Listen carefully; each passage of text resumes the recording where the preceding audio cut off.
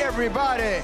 The London Spitfire just pulled off the 3-0 victory over the Florida Mayhem, and with that, they get their first win of this stage. We'll see if they can continue that momentum moving forward. There's some weird sounds going on around me, right? I love them.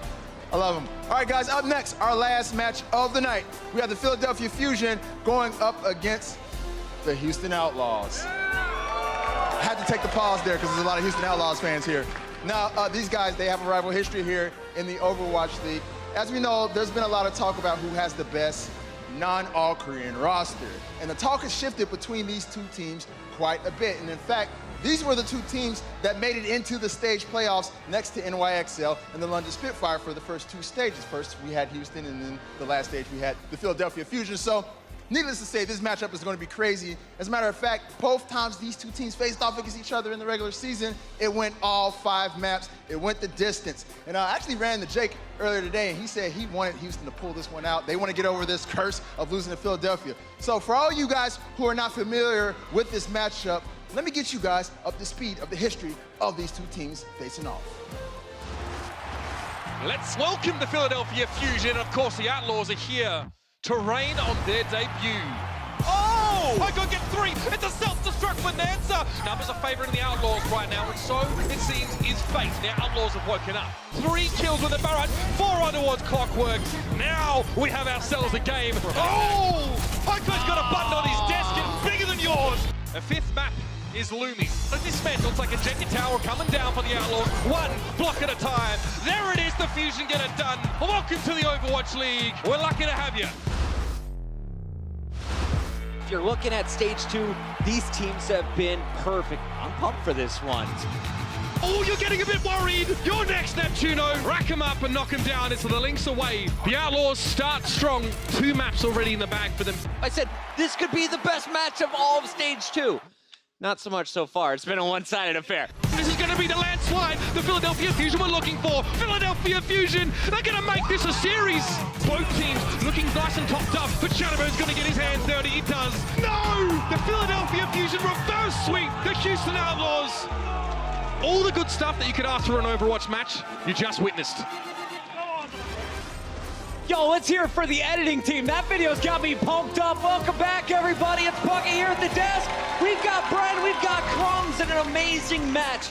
We've seen Philadelphia, we've seen Houston. You just saw the heartbreak for the Houston Outlaws at the end of their last match. Today, they come in with Philadelphia, the number 5 seed overall, Houston number 7. And as you look at the overall standings, this match has some major impact on our standings. Just 1 match separates these two. Yeah, and I mean, this 1 match is going to be really the difference whether or not Houston can grasp a few more points to get into that playoff brackets or whether Philadelphia drop down as well. So very much so. There's a lot on the line in this game, so got my eyes peeled on it closely. Now, we got to take a look at what happened in the previous 2 matchups. They met up once in Stage 1. It happened again in Stage 2.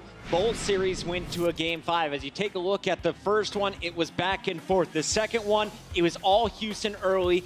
Fusion had to make the 3-game comeback in the reverse sweep. How do they get it done? Because it's Fusion who comes out on top of both. The first one started very different than all the other ones because Philly did not play in the preseason, so they just came in. Nobody had really seen them. You didn't know what to expect, and they were able to take down a Houston Outlaws that looked great in the preseason and the week 1. So that was Philly entering Overwatch League with a bang.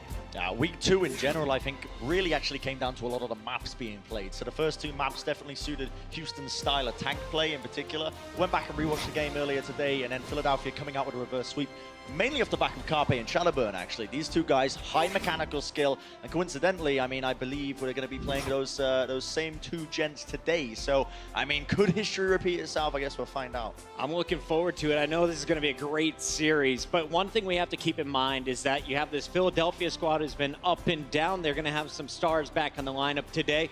On the other side, for the Houston Outlaws, you started Stage 3 amazing. You beat the London Spitfire, one of your rival teams. But then you went on to lose to Boston. We were really concerned for this Outlaws squad, so we sent Zoe to talk with their coach, and here's what he had to say.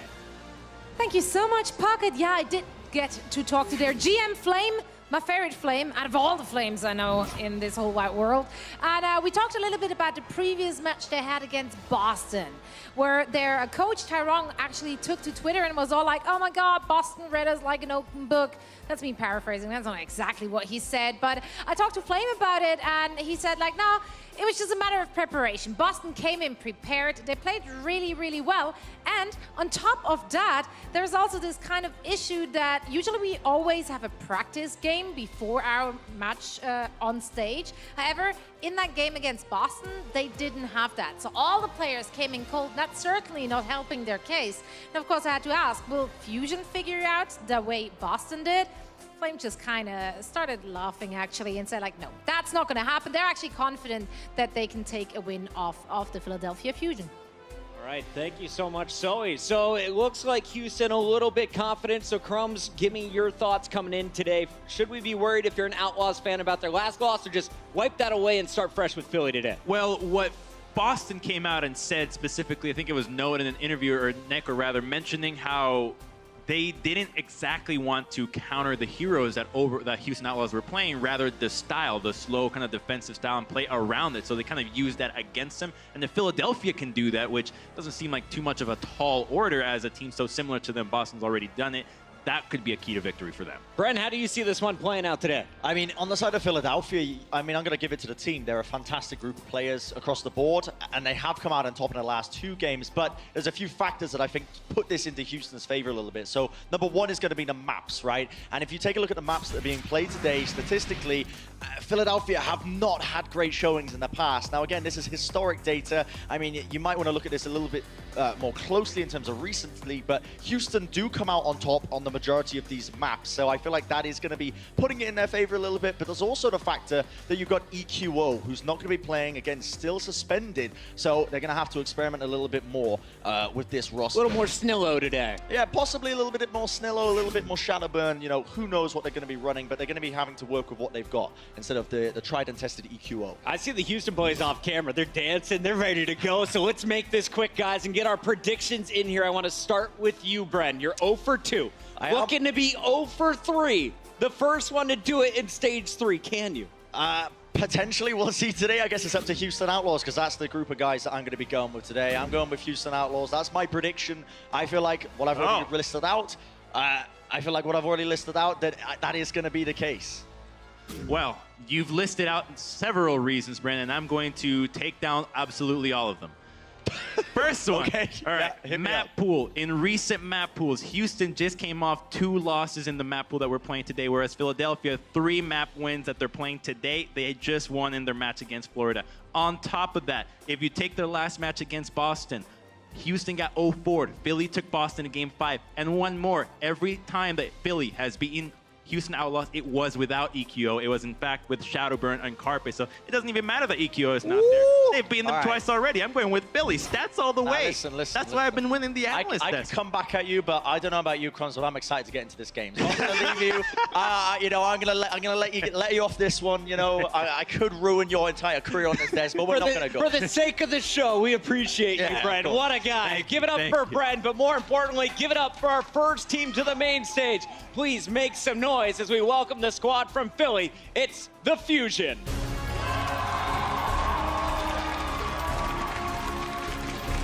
Carpe coming out first, and if you ask me, he should be in the MVP conversation, one of the most important players to any team. But look out for the man right behind him. It's Snillo running Tracer on DPS, and of course the main tank, you got Fraggy alongside Poco, soaking up the damage. And our first map is Volskaya, so Carpe's Widowmaker is going to be so important for taking down these duels. He's going to be up against Linkster, though, the best 1v1 Widowmaker. So no matter what happens in this game, we're going to have those duels that are going to be very hype. I mean, I agree with that. Individually, these players as well. You look at Snillo, you look at Carpe, and they really haven't been underperforming in the slightest. In fact, Carpe is one of those players, again, as we said before, you can really hold at such a high regard, potentially one of the best DPS players in the world when he's playing at that level. Now, the real question is he going to play at that level today? I mean, that's what we're really all here to find out, is because when they are playing on fire, right, when they are going full speed, full momentum, full violence. They're not letting down, right? It's almost like an unstoppable force of nature, this team. And it's nice to see Neptuno back in the beard. It was creeping me out for a little bit when he had the baby face. That is a look at the starting 6 for the Philadelphia Fusion. Now it's time to find out who they're playing against. Please put your hands together and welcome to the stage, the Houston Outlaws. Wow, that's a loud crowd today. It is indeed. I mean, I gotta say, Puckett, the one. It is packed. Back Fiction! Yeah. Back Fiction is coming into this lineup. I mean, that's something that we were not really expecting at all. How are they going to be fitting him into this squad? What strategies are going to be developing? That's the one thing we're looking at today on Raw Sky. And a lot of you guys at home probably know that face. You haven't seen him in this jersey, but Fact Fiction was representing Team USA, a fantastic tank in the lineup. I can't wait to see his debut here in the Overwatch League. And they made it against a very difficult opponent here because when we compare these two squads, I felt like Muma had the advantage over Fraggy, but now that Fact Fiction is being subbed in, he's going to have to live up to Muma's shoes, who is in contention for one of the best tanks in the league already. That's a Brennism right there. Live up to his shoes. That's Hey, something that you know, you can fill them while you live up to them. Hey, That's Fact what I would Fiction. say. Hey, buddy, don't be so happy, Russell. All right, welcome to the stage. Let's move on. But Houston, like we've gone to over the multitude of reasons why they could win today. You pointed out crumbs that you think historic. If you look closely at their recent results, that still won't be the case. I gotta say, I think this squad still is in contention for the best Western team. There's a reason why the Korean teams were scared of them in stage 1 and onwards. There's a reason why they were bigging them up as one of the best teams in the league. And I feel like those reasons are still there. You've got Linkser with the clutch potential. You've got the rest of his team to back it up, not to mention Jake as well, who kind of acts as the glue that holds the whole team together. If you didn't know any better, you would think this match was held in Houston. So many fans cheering on the Outlaws today. Will they be able to right their path and get the victory over the Fusion? They're 0 for 2 so far. We'll find out. Can they get it today? It's time to kick this one off. Your casters for the action. We got Monty and Doa. Thank you, Puckett. I am so psyched about this one, man. Philly versus Houston. We always get good matches out of these two teams. I think today is not going to be any exception. Well, I love that analysis on the desk, too. That was a great... That was spicy. That was spicy, a bit of a mic drop at the end from Crumbs. But I liked what both of those guys are bringing up. Because historically, you look at this, as Bren was saying, and this is a great map pool if you're the Houston Outlaws, particularly since EQO will not be playing over on the other side. But, you know, Philadelphia won twice without EQO, that is true. Crumbs brought up. The other thing about the Outlaws is that we haven't seen them play Volskaya or Ilios yet in stage 3. So a bit of a difference. They could have been working on some of these maps where they have sub 50% win rates. So I'm excited to see what the Outlaws are going to bring. They could be entirely revitalized on some of their worst maps in this pool. You know, I mean, not to mention we're coming off of a Philly reverse sweep, and the last time these two teams met too. So you just never know how this one's going to go. Yeah, it has been mercurial and tightly contested, as we see from the 2 game 5s that we've had already. Houston not showing us anything surprising on the defense, but we have to talk, I think, a little bit about why Fact Fiction today. And Muma's an excellent tank, but the way that they play with Muma is that oftentimes he will solo dive both supports and primal rage them out of line of sight. Now, this is fantastic unless there's a sleep dart. And in this meta, unless there's a Sombra who's hacking you when you try and do that, because there's not a way when you're meleeing in Primal Rage to stop the hack from going off. So it is a dangerous meta to be a solo Winston like Muma. So we'll take a look at Fact Fiction and see if he's going to offer a different play style on the Winston. It's a great point. Known a lot for his Reinhardt, but probably not going to see that on this map. Here we go. Philadelphia Fusion on the attack again without EQO again today. Going to be relying on Snillo. Fraggy having to back away after taking a bit of damage. Carpe, though, he is the one who's going to be dealing out probably most of the damage on this team. He has been arguably one of the best DPS in the league, if not the best. Snillo finds Jake early on.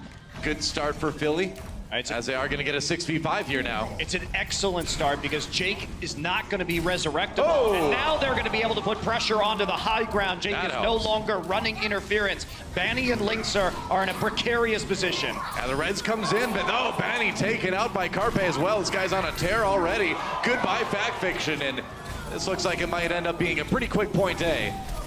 Jake losing the Tracer 1v1 was really important here because he was the only thing preventing Snillo from running onto that high ground. Yeah, true enough. We do see Linkser swapping over to Genji now already to get ready for stage number 2, or for point number 2, I suppose. Yeah, and that's going to be a little bit tricky as well. Well away from the Dragon Blade right now. And Neptuno is almost already at the Valkyrie. So Philadelphia, they can make a strong push into the point and use that chain healing from the Mercy ultimate. Yep, that's right. Snow and Fraggy coming around on the side of that high ground. Snilla with the Pulse Bomb loaded up, ready to go. See if they can carry this momentum through. Houston getting a bit aggressive. That's going to be Snill's cue to go deep. The dive going into Fraggy. Nice stick onto Raucus. Another kill comes in. Poco, though, did get taken out by Jake. Boombox gets res on the Philadelphia side. Goodbye, Jake. Boombox with a bit of revenge after he comes back to life. Snillo just still harassing. And Neptuno somehow killed Linkser there. Yeah, but they don't have any tanks to follow this up with. Both of the Philadelphia tanks have already fallen. Yeah. So there's not a great way to capitalize. Yes, you did kill both of the DPS from the Houston Outlaws with your supports, but you can't actually pressure the point. Well, I mean, while the supports are busy killing people, the tank's unfortunately dying. It looks like Fact Fiction with a pick on the Carpe. The res comes in, but they've used their Transcendence as well. That was to cover Neptuno while he res, but they're going to need to get something out of it. And Linkser says, no way, pulls out the Dragon Blade and stops this push cold. That was a great defense by the Outlaws. They played outside of the base and onto the back line. They separated the tanks who had already gone onto the point from the supports and the DPS, and that's the big win there. You look at it, you think Philadelphia Fusion should have an excellent chance of pushing through to this point, but if you get the picks early and you play aggressively, sometimes you can win before that fight begins. Now they've stabilized their ult economy and should be feeling a lot better.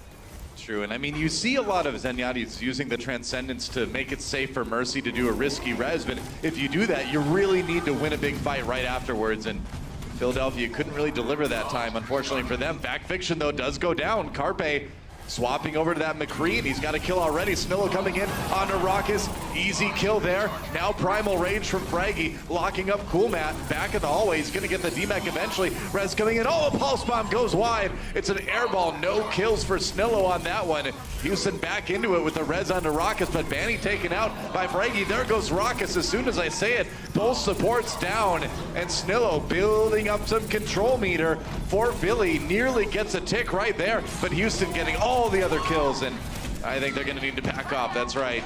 The damage control from Houston has been fantastic when they find themselves at a disadvantage. They were surprised by the McCree on the high ground. The flashbang fan the hammer killed Fact Fiction before he could pop his Primal Rage. So again, looks like a great fight for the Fusion. No possible resurrection coming in from the Outlaws, but instead it's Jake landing the Pulse Bomb onto Boombox. That delays them long enough to get their tank back up, and they are just cutting the Philadelphia Fusion in half on every approach.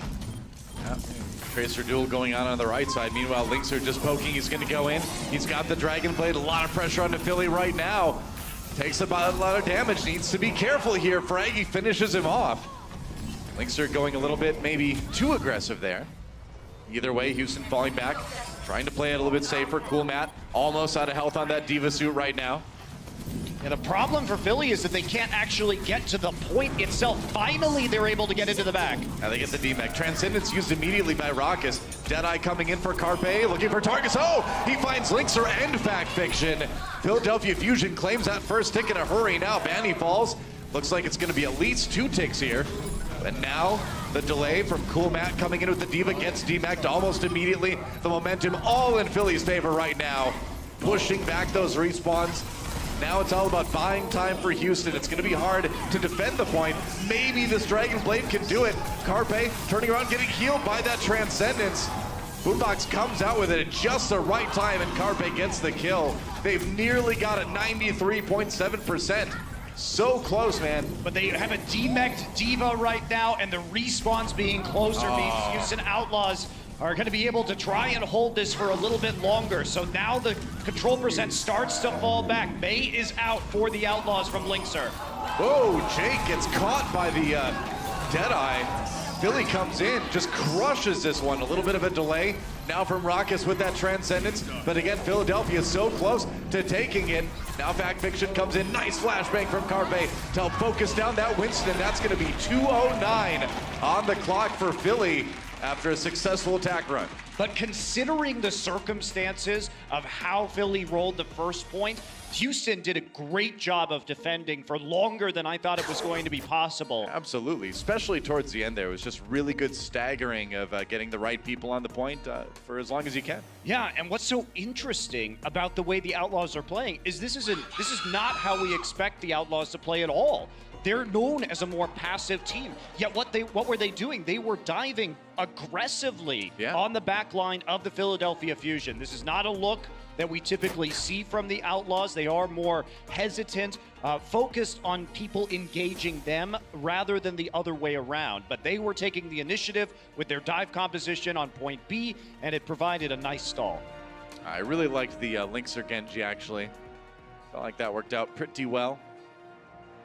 And so now on attack, the Houston Outlaws. We'll see what they come up with this time, if it's going to be a little bit more variation or if it's going to be more of the Tracer Widowmaker. You'd kind of expect that's what it's going to be. I definitely think you run that. You run Linkser on Widow whenever you possibly can. He's one of the top Widowmaker players in the league, so play to your strengths, but he is going up against Carpe, who has been spectacular over the last few weeks. And Carpe's shown some respect for Linkser's Widowmaker in some interviews previously in other stages, so you know there's a lot of kind of respect going between these two guys, and the duels have usually been, you know, generally going Carpe's way, but a robot is doing the robot. I mean, what do you expect? In the background, that's what happens. Yes. Build your mechs and then have them do dances in the middle of your Russian city. Wow, what a tremendous waste of fuel. But hey, maybe they're solar powered in the future. Who knows? It's all right. We have bigger waste of fuel in the Overwatch League, Noah. Oh, no. Oh, no. Oh, I set you up for that one, but man, talk about fire. Burned a lot of fuel there. London, not in this match. Houston Outlaws on the attack, though. And Jake down already. Carpe, it's a nice defensive snipe right off the bat. That's a really weird place for a Widowmaker to be right as the map starts, but it's a good read on Jake attempting to flank up onto the high ground. You hit that shot, then could grapple back up. You're in good position, and it's exactly what Carpe does. So a little bit of a delay while Houston waits for Jake to get back from the spawn room. Oh, now they're gonna have to wait for Bonnie. Oh. Boombox with a big pick from across the map. A little bit of a dive coming in from Billy. And Fraggy pays for it. Oh, that was classic Fraggy right there. They may actually end up paying for that if they can't get this resurrection. They are. Nice cover, actually, to keep Fraggy up there, but they pay for it with Boombox, and there goes Poco's mech. That was a great play by Jake. He waited for them to take the bait, which meant that the Mercy was no longer next to the Zenyatta. Yep. That's when he goes in, eliminates Boombox. Carpe gets Linkser again then. Linkser res back up again. And Houston with an opportunity here to move back onto the point. All right, there goes Fraggy. So, weird kind of situation, but Jake kind of leading the way for Houston to capitalize on that. Fraggy just going in a bit too aggressively, dying early, and Fusion paying for it with probably point A here. They're still kind of skirmishing over it. But Houston, I don't know, they've got 3 people coming back from spawn right now, so Philly has a chance to defend here. Yeah, they do. They're going to get Poco there just to delay any further progress. They have not reached their second tick yet. Yep. Will right now. No one can hide. Almost got it. Linkser with just a couple more shots can help them secure it here. Full mat nearly demech though. Linkser has to back off for just a second. It's a self-destruct. Oh, nice shot onto Carpe. Man, he saw that one coming. He had used the infra sight, so he knew where he was. Neptuno comes in for the res. Nice cover with the Transcendence again from Boombox. Houston Outlaws diving in as it gets close to end. They've used their Valkyrie as well. Backfiction trying to chase down Carpe here. He's going to turn around, go after Boombox instead, who's vulnerable. That's a nice kill for Backfiction. That comes in onto Poco as well. Not doing a whole lot of damage with that Bunny Blaster. That's going to secure point A. Rock is cleaning them up, finds Snillo as he's coming back to rejoin the battle, snipes him out before he can make a difference, and finally the Houston Outlaws push forward. Philly invested a lot into that defense as well. Primal Rage is going to get popped early here to provide some presence on the point. Carpe has switched over to the Sombra. Backfiction trying to just keep people off the point to give them a little bit of time, but not accomplishing a ton with that per se. Get some healing now.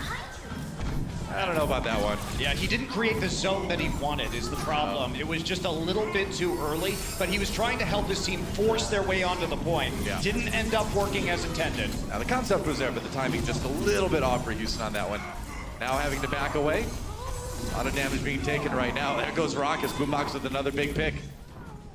Meanwhile, Jake sneaking around the side, but he's going to need to kind of be cautious while he waits for his team to come back. Yeah, they don't know where he is, though. So if he can hide here for a little bit longer, if Philadelphia decides to play aggressively and defend outside of the main choke point, he may find himself an opportunity to at least force a trance. Carpe over on the Sombra now, as you can see.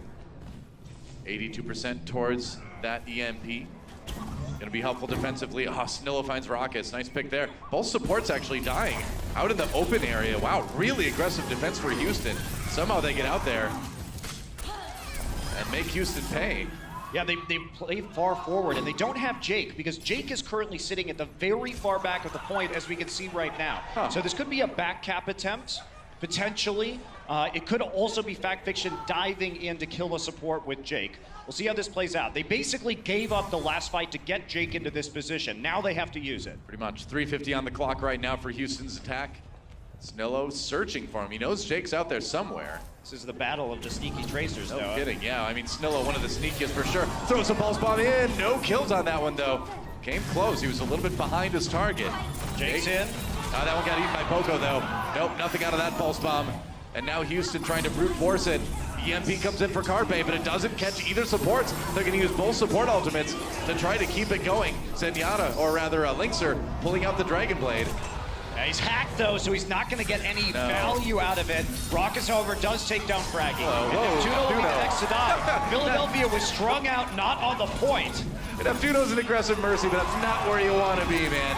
Not in a tiny room with a Genji. And Houston Outlaws getting a ton of momentum off of this. That's going to be them nearly taking the point already. Philadelphia scrambling here. Fraggy and Poco on the point. They've got to stagger the tanks to try to delay, eat up as much time off this time bank as they possibly can. Yeah, they have to start getting kills, though, don't they? They don't have any ultimates, and that's not going to work. 2:45 on the clock, so a bit better for Houston Outlaws on their attack run. However, on point A, the reason why the Outlaws got the purchase that they did was because after there was a pick, the Fusion overextended to try and punish it. And similarly on that point as well, towards the end, they tried to play very far forward, including Neptuno, who was caught out of position by the DPS of the Outlaws, disposed of, and then they pushed back onto the point. So it looked like a great EMP. However, you need everybody to commit to that, otherwise it's not going to work. So Fusion, their punishes here were not perfect as a team. My favorite point in that round was when Linkser was just kind of hanging out in that little room by the health pack, and Neptuno just flies in with his blaster. It's like, I love you, Neptuno. Never change. Didn't work out that time, man, but don't give up. You've gotten a lot of kills with that blaster. I appreciate that. I'm like 90% sure he's still leading the league with these kills. Oh, thank you. There we go. Oh, I love it. Well, he's like, hacked. So the reason why he thinks that's going to work is because there's a hack onto that Genji. Yeah. So he can't really wants to punish that. I didn't say there was anything wrong with it. I like that. I'd say do it more often. He does it more often than anyone else already does. I know. It's a ton of fun to watch. Philadelphia on the attack. They've got a little bit less time in the time bank, so they will go first in the extra rounds here on Volskaya Industries. Lynx are looking for shots already. That's what you do. Ooh. Nearly found an angle onto Neptuno there, and ooh, dangerous moment again. Carpe peeking. So everybody going right side. This isn't something we see frequently, especially through that upper hallway, because Linkser can rotate to the other side as we see right now. Yep, that's right. And punish you as you try and walk across these open windows. Yeah, it's a dangerous place to be. Poco's gonna need to be kind of body blocking if he doesn't have that defensive matrix. They get a couple of people across. Everybody's across but Snillo now. Oh, Snillo on his own. Gets the blink. Has to work out. Oh, here we go. There's a recall. They know exactly where he's gonna be. Snillo makes it back to his team. They manage to evade Linkser here. They're on the point. Getting a little bit of control percent building up, but Houston just rotates around.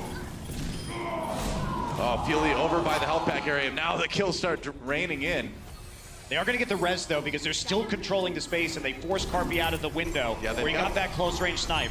They've got that big health pack room, but Houston's not going to have any of it, man. They're diving in there. Neptuno, Boombox, both down, and without any supports, Philadelphia not going to last too much longer. Just a delay on the Carpe now. Back fiction just tickling him a bit to cause that stagger. I don't know if that's the Ouch. play you want to call if you're the Philadelphia Fusion, because the issue with that is it takes so much time to safely rotate through that upper hallway because there's such a long distance you have to go. Also, you have to get rid of the Tracer, who's typically camping in that room first, or push her out. And now they find themselves with very little time left in the bank. They have a Valkyrie to use and a Transcendence, though.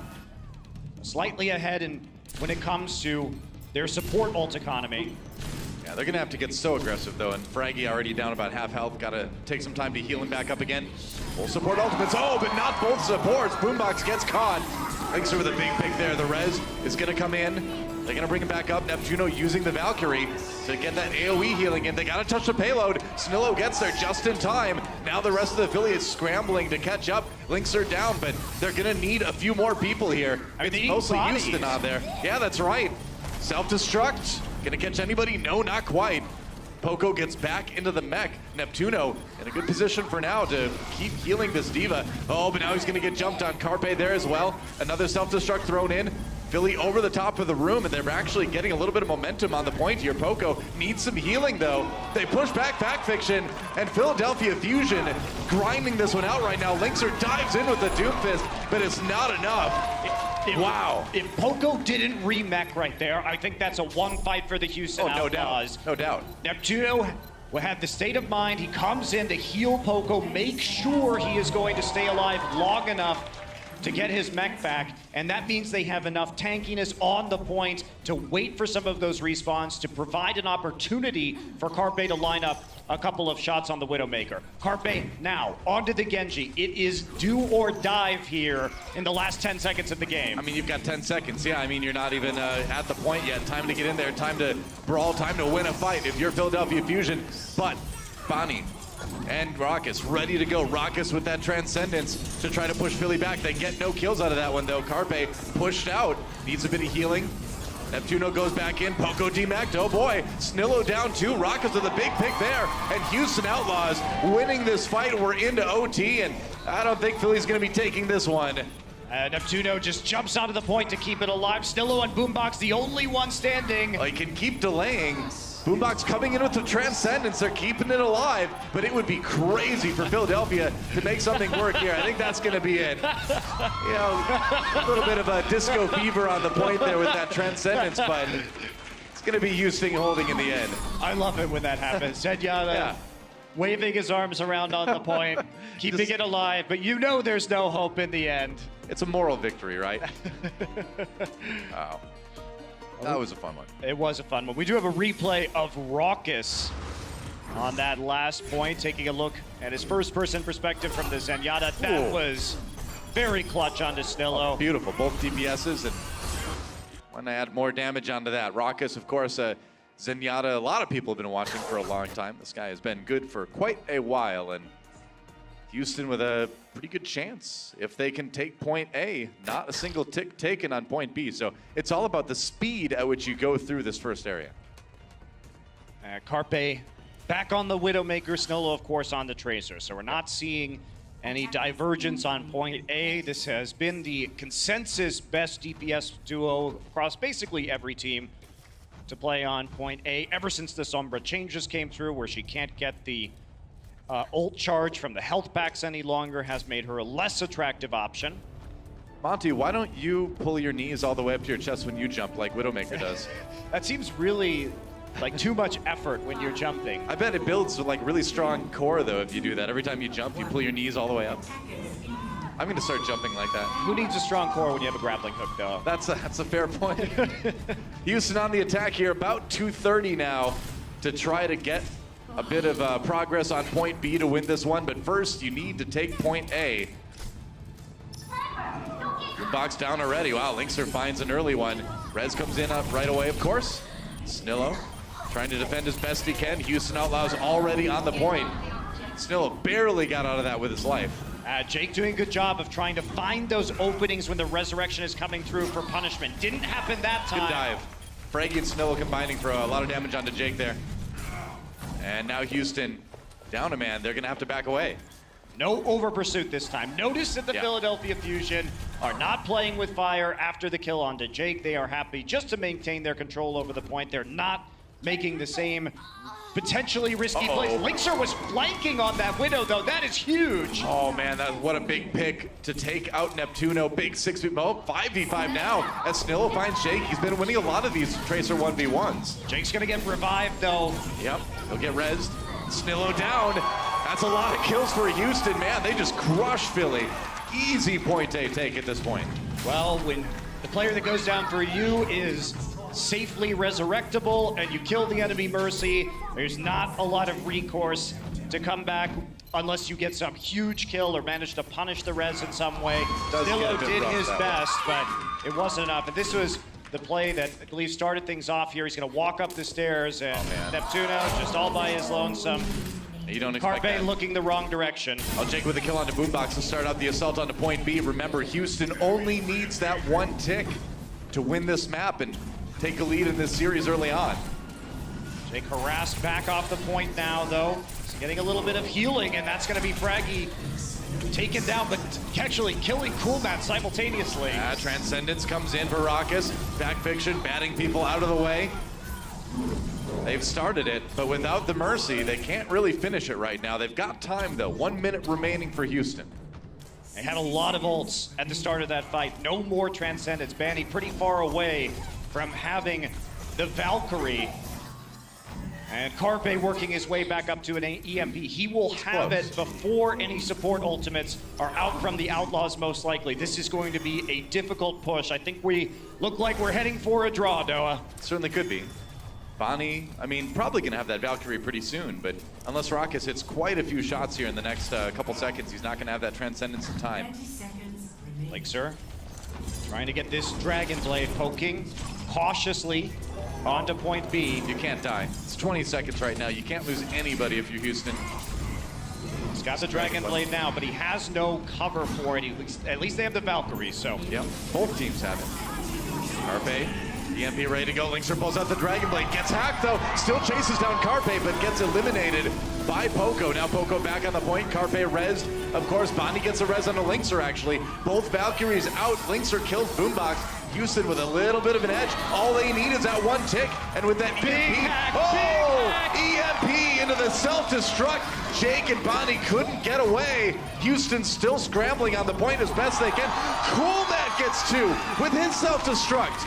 Insanity right now from these divas, and Houston still fighting it out on the point. They might just be able to do it off of Raucus' Transcendence. They are so close. They got it. What a thrilling end to that point. Two self-destructs. Fusion. They throw the self-destruct in, knowing that people are in the open, so the EMP disabling their movement abilities picks up two. Guess what, though? Coolmat answers back as the Fusion all in the open, and they turn it right back around. Wow, what an end to just the first map between these two teams. I told you it's going to be a great series. It definitely is, guys. Map number 2 coming up right after this. Do not go anywhere. We win. Monkey first, focus at all costs. Come back. No bomb. I'm no baby now. I'm no baby. The Overwatch League is brought to you by T-Mobile, America's best unlimited network. Omened by HP, the official PC and display of the Overwatch League. And by Intel, the official computer processor of the Overwatch League.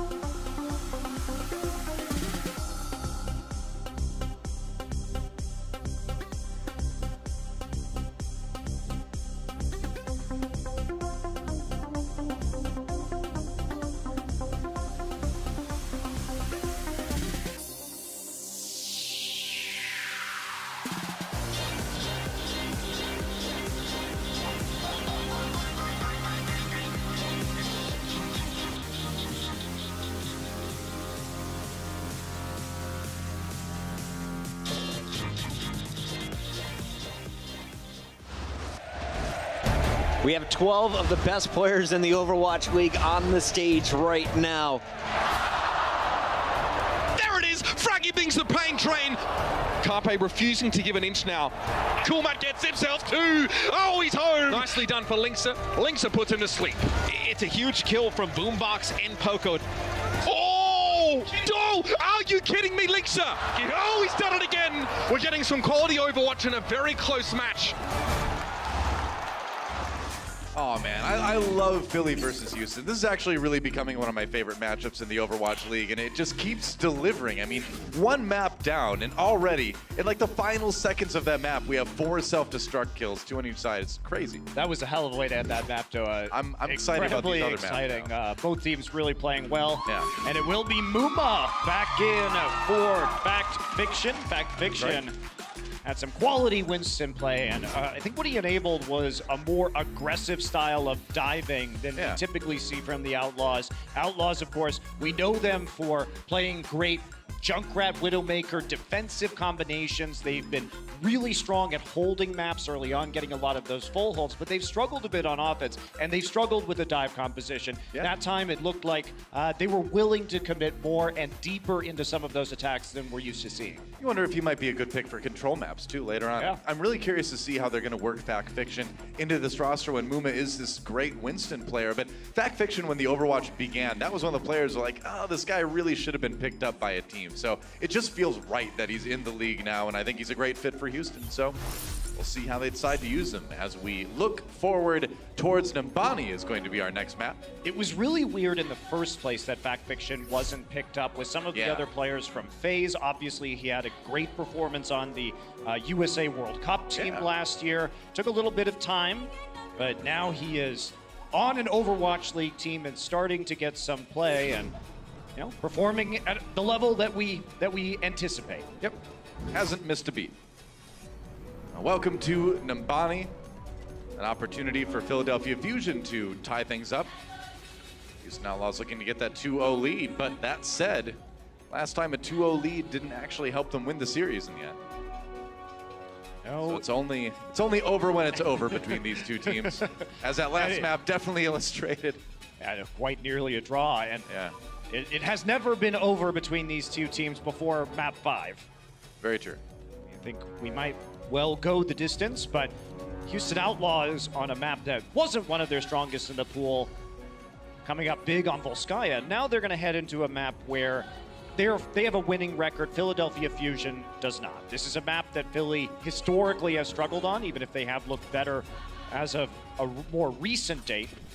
And Jake will be back on one of his specialty heroes, the Soldier 76. Linksa will take over on Tracer duties for defense on point A. And Muma on the Symmetra. No, probably not forever. I wish. He's already gone back. I think Muma just wants to have the most Symmetra time in the league. I think that's just what he's doing. That's clear at this point, yes. He's just building up fan hopes. Yep. And then crushing them by switching back over to Winston. Yep, that's right. He just wants it to say that Symmetra is his third most played, I guess, out of his hero pool. Yeah. Snillo stats. Short time playing compared to a lot of other players in the league, but at the moment, second in overall kill to death ratio. Not bad at all. I think part of it is that he's so sneaky about the way he plays. You don't get a lot of chance to fight back against Snillo.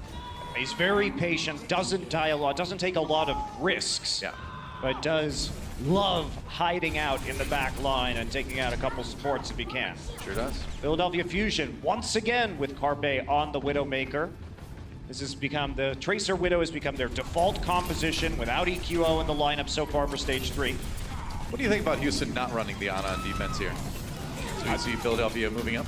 I mean, I think it's fine. Raucus has been popping off today on this Zenyatta, so keep him on a hero that he has been playing well on to this point in time. Ooh. Oh, that's a big deal, Oh, dear. Yep, that's a lot of people dropping on the Houston side. Snillo is just like, yes, Carpe's been here. Okay, Raucus is just going to kill the Zen and the Widowmaker. All right. I guess that's a reasonable response to that scenario. Yeah, sure, man. I mean, Carpe building a little bit of time on the point right now. Muma down, Neptuno getting killed by Coolmat. Snillow's back capping. This is one of the weirdest point A's I think I've ever seen on Neptuno. That's one tick taken. Whoa! And what? Coolmat just, cool fade away 2K with the self-destruct. I don't know what's happening in this game anymore, guys.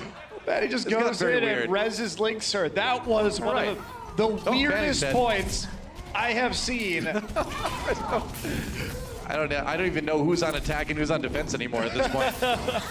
It's hard to say. Carpe just gets roasted by Muma. He's going to go back to the point. Houston Outlaws, of course, on the defense trying to keep W Fusion from taking it, but they've already gotten a tick. And Carpe died in the main, and Neptuno, as you can see, is on the backside, so he can't actually go back to res. All right, Muma gets tagged by Snillo. There's the pulse bomb. Gets rezzed by Fraggy, of course. Or no, gets rezzed by Neptuno. Fraggy, the one being rezzed. Not doing a lot of rezzing. Still on the defense. Snillo down on top of Raucus. He's there with Fraggy. Rockets down. They've got everyone pinned in the back lines here. Great dive by Snillo and Fraggy. That's the kind of thing you expect to see from Fusion these days. And they're finally gonna just wipe the point after Carpe comes back with the Infrasight. Oh, that was one of the weirdest Numbani point A's I think I've ever seen. That really was. I felt like I was watching like an 8-player free-for-all or something, and it eventually ended with somebody getting a payload moving.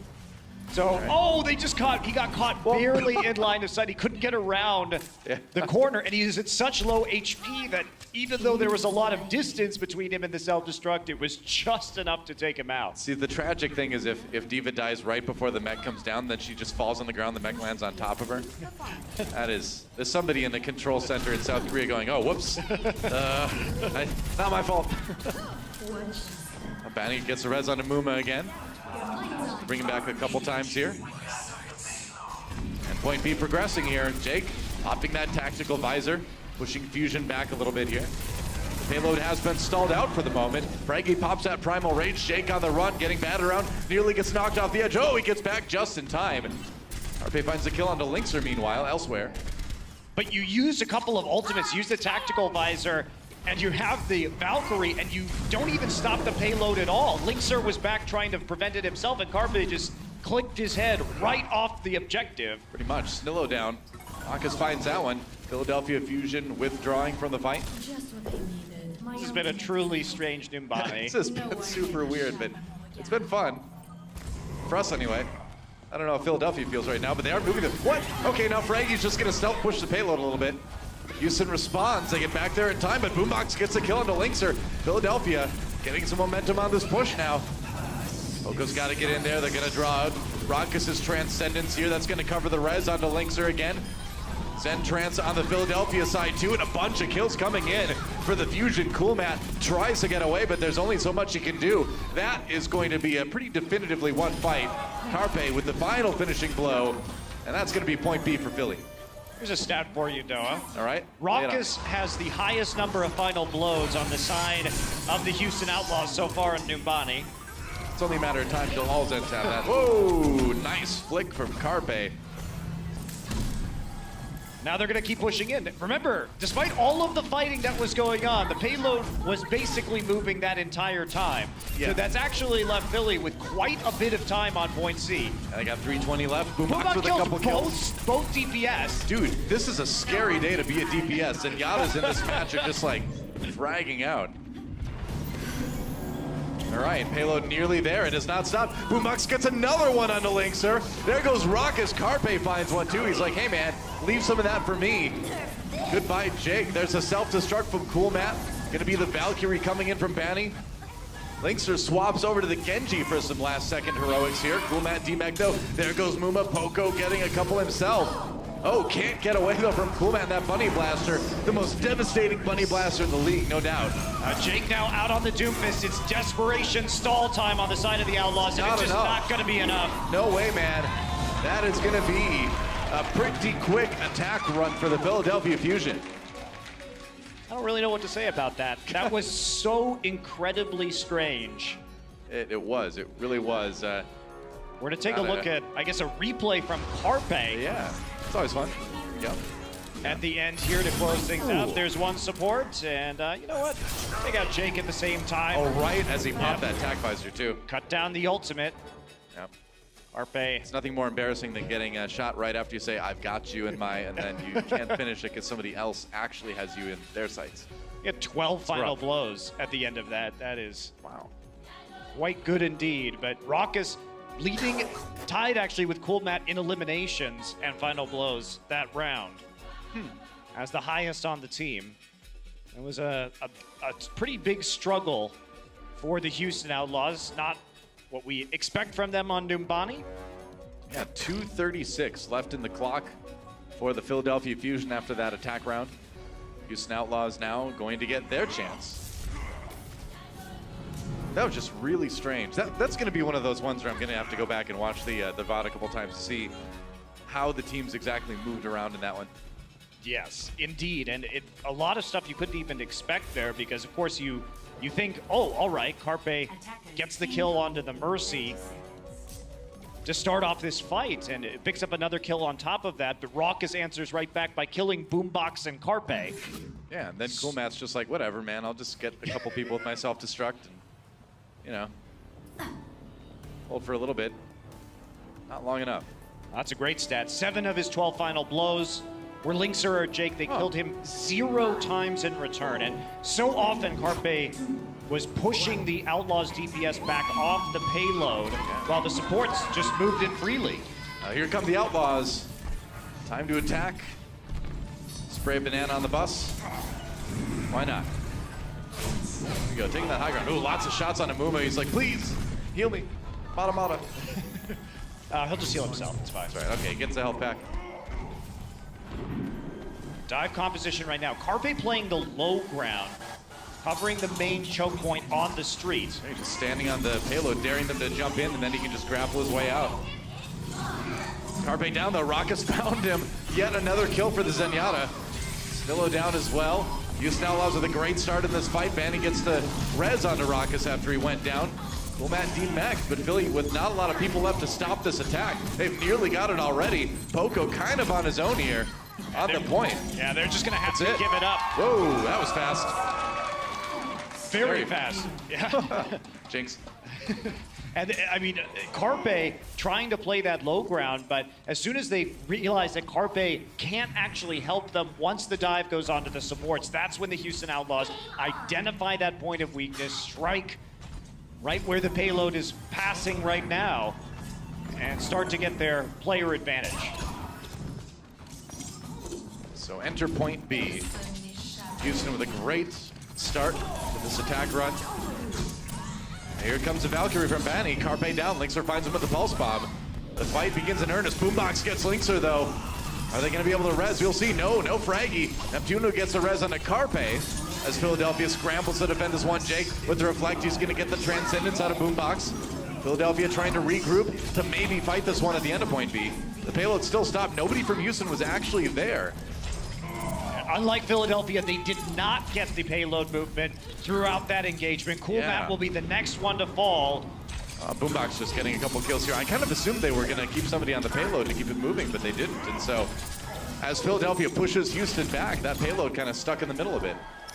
Linkser and Jake isolated. They will be able to zip out before they are staggered. Carpe, surprisingly, is still on the Widowmaker. He got killed during his infrasight at the start of that fight, and I thought for sure he would change over to the McCree. You've still got a nice long sight line on this point, or this part of point B anyway.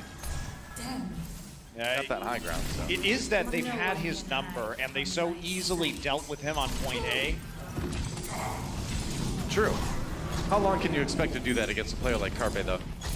Well, Carpe says not much. In the last few weeks, it's been difficult to handle Carpe's Widowmaker, already with another infrasight. He's definitely got that confidence. Escaping the Dragon Blade now. Jake chasing him down. Gonna settle for trying to cut Poco out of his mech. Gonna get that one. Gonna get Poco as well. Raucus, meanwhile, down on the other side. The res comes in onto Poco almost immediately. So Philadelphia Fusion not missing too much. Oh, but Carpe not missing anything as he takes out Linkser. Gotta get out of that self-destruct though. Gets around the corner just in time. It's gonna be okay. Philadelphia still holding this just before the end of point B, and they're gonna drop the self-destruct right onto it. Poco gets back into the mech. Instead, Jake, a lot of damage onto him. Houston just trying to push this payload the rest of the way through, but Philly's not letting him have it, not yet. And now Fraggy is back also. not Immediately for now. dies to cool that though. Yeah, Valkyrie was used by Neptuno, trying to keep everybody else up. They get Muma, so both Winstons down. Here comes the res, I think. Yeah, Frankie brought back up by Neptuno. Once again, they cover it with the Transcendence. Whoa, from downtown, Linkser throws in the Pulse Bomb, but doesn't get any kills out of it. Meanwhile, Bonnie falls on the other side of the Pulse Bomb of Snillo, and so that payload's still not there yet. It's 0.07 meters away. There we go, finally. So 4 minutes, still a pretty quick time for Houston Outlaws. Very good time overall. You can't be complaining about that.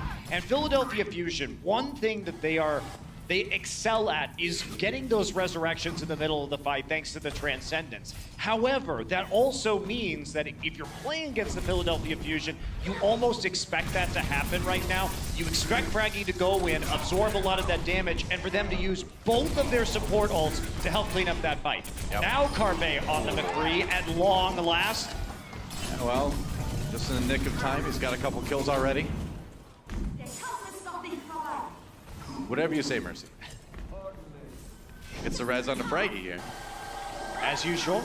Yep, 3 minutes now for Houston Outlaws. Good amount of time here, but they're gonna need to finish fast if they want to have more time in the time bank than Philadelphia. That's looking less and less likely until we see a massive fight right here. Yeah, it's not gonna be possible anymore. There will be enough stall there. Should be. Coco hiding out. This is one of those points where that self-destruct can be very devastating. Snillo comes in with the Dragon Blade. Has to pop the Reflect just to stay alive. Meanwhile, Tranquility as Rakus rolls in with the Transcendence. Muma, meanwhile, with the Primal Rage, gets hit with that flashbang, but still okay for the moment. Takes some damage, gets back to his team just in time. Boombox pops a Tranquility on the side of the Philadelphia Fusion. Carpe and Fraggy down. Houston nearly has it there. 0.15 meters to go. They're so close. Poco, the only one stopping them at the moment. Oh, he does get the reback too. Yep, Neptuno down. Cool Matt runs him over. Poco trying to avoid fire, but can't quite do it. Carpe back in on the Doomfist, doesn't last long. And Fraggy with no healing can't stay alive. And that will be Houston finishing. A little bit less time in the time bank, but they do get things done. 30 seconds less, but both attack rounds have been one-sided on Numbani. And now it's going to come down to who can take this point A, any part of it at all, or we could even still see a draw at this stage. I mean, it seems like out of these two teams, Houston was the one to take point A a bit quicker than Philadelphia did. They got held up a little bit more on B, whereas Philadelphia took a little bit longer to take A, but then they kind of cruised through B and C for the most part. And now we're going to see the Philadelphia Fusion trying this Widowmaker strategy again that was easily read by Houston. And they have to prevent Houston from setting up for the dive this time. They may move their supports around also so they're not backed up into the street on the far side of the point. Carpe does this a lot on this point, and I like it in theory because you stand on the payload, then they use their movement abilities to get to you, and you just grapple away and laugh, right? But if you're kind of accounting for that, like Houston was, you can catch that Widowmaker pretty easily. So they did it well last time. You'd imagine they can probably repeat it, but we'll see what Philly has as far as adaptation goes. 5, 4, 3. And they're not going to... 1. It's like, okay, they are going to move their supports to the opposite side of the map, or at least the Mercy. Poco and Boombox will be there on the high ground, and that's how you do it. Started off, the Resurrection will be there. Yep. Every second is precious, however. Oh, that reflect That right was there. brilliant. Yeah. Jake protecting his Linkser there as Carpe was ready to get that shot right up the res ended. Jake with the reflect. Linkser takes another big shot here. Carpe just not missing anybody. Uma getting some control percent building up. They're going to get one tick. Philadelphia Fusion needs to get there, needs to defend it. Carpe coming in behind Poco here. A little bit of blocking from the Diva, but Poco going to get demeched. Carpe in a lot of trouble here. They need to get more big bodies on the payload. Fraggy with only about half health. They can't touch it. And once again, Houston just rocks through point A. But that's the issue. When you have this defense, you can't retake the point. So if they're hiding in that corner and the Widowmaker has already been zoned out in the far direction where the payload is heading, there's not really much you can do. You either have to hope that one of the Houston Outlaws DPS peaks, which they absolutely should not, or that Snillo is going to be able to kill or flush someone out, and that didn't happen either. So I feel it's too dependent on mistakes of the enemy team. Yeah, those mistakes are not coming from Houston today. Not on this map, at least. Snillo does find Raucus, though, as the payload gets moving. I mean, that's what Snillo does, though. He sneaks into your back line. He gets one clips on your supports. Raucus gets rezzed anyway. It was around the corner, so there wasn't a way for them to prevent that without playing too far forward. Vanny going to use the Valkyrie now. Same with Neptuno. Oh, Carpe gets a kill into Jake, though. Boombox so narrowly avoids being stuck with that grenade from Linkser. Finds Fraggy in the hallway. Fraggy, no time for close shopping for him. He's got to try to finish off this Tracer. Can't quite do it.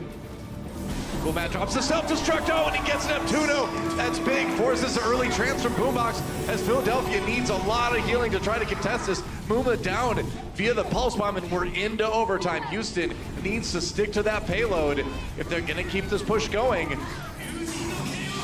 Dragon Blade from Jake.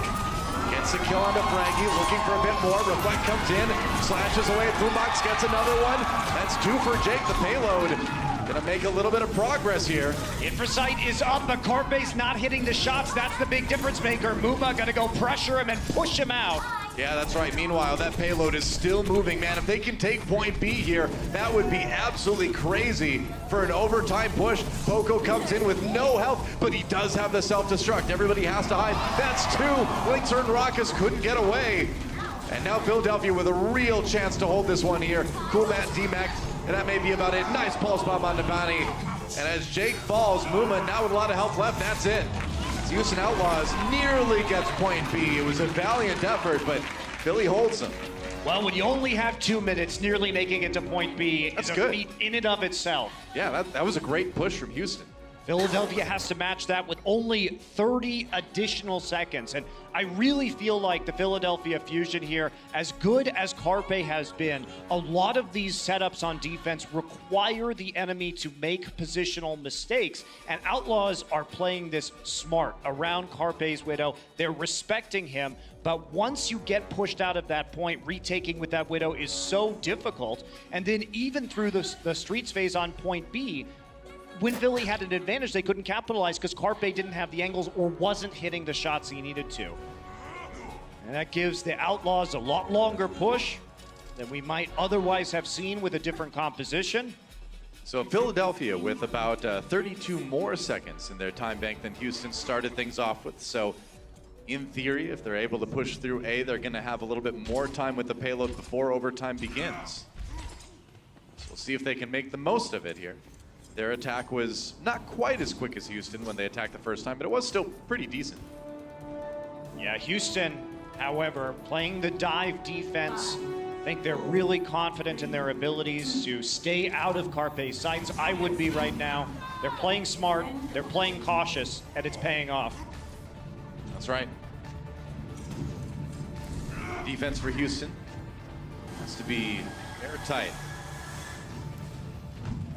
Coming around the far side now.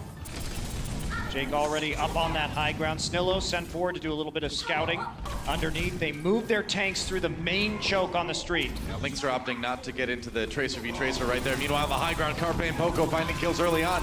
Great start. Fanny Jake down. Cool Matt responds to the kill onto Fraggy, and Carpe falls as well. Man, Raucus has just been like the third DPS here, shoring things up. Neptuno! Oh, he got the res onto Fraggy, but he paid for it. Boombox meanwhile gets some revenge by taking out Linkser, but Poco just rolling through everybody, setting up the picks for Boombox. And that's going to be Philly with possibly a quick point A here.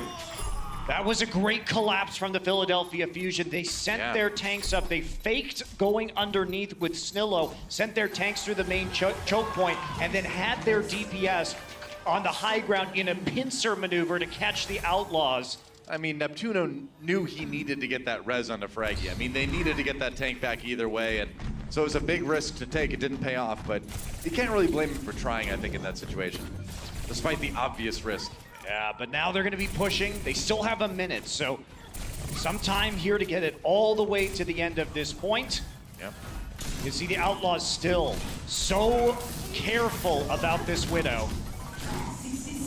have to hold here. 1 minute remaining for Philly, so they do have a lot more time in the time bank than Houston did to go through this point B.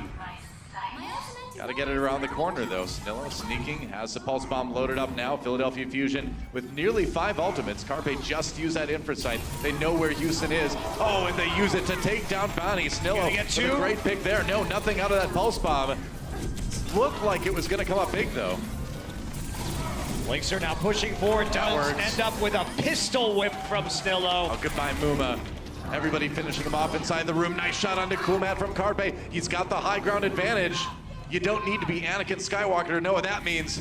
But that means Houston Outlaws, they drew out the Valkyrie. They'll have 2 support ults on this last fight. So they set themselves up in terms of ult economy. Carpe gets a shot on the Lynxer, but he will be rezzed. Yep, that's right. Now the Transcendence comes in from Raucus. They have to sit on that payload. Jake, oh, kill onto Carpe. Chase him down. Boombox with the Transcendence. Jake looking for a bit more. He's got the healing from his Mercy. He can be aggressive. But man, they are just there. 1 meter to go for Philadelphia to tie up this series. And Poco will be able to get the read back right now. Oh, they get it. Philadelphia Fusion pulls it off. Wow. All right. We have ourselves a series. And when you just need those last couple meters, self-destruct and primal rage are absolutely the ultimates you want to push people off and put you over the finish line to tie this up going into halftime. Wow, 2 pretty epic maps so far between these teams. It's been really close, both on Volskaya Industries, now on Debani. I think this one could definitely go the distance, as they often do with these 2 teams. Don't go anywhere, guys. Halftime coming up. The desk is going to break down those first 2 maps. We'll see you then. The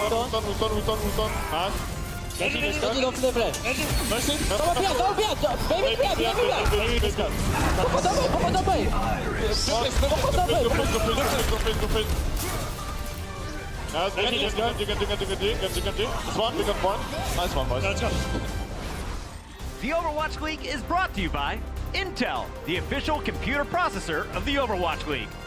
T-Mobile, America's best unlimited network. And by Omen by HP, the official PC and display of the Overwatch League.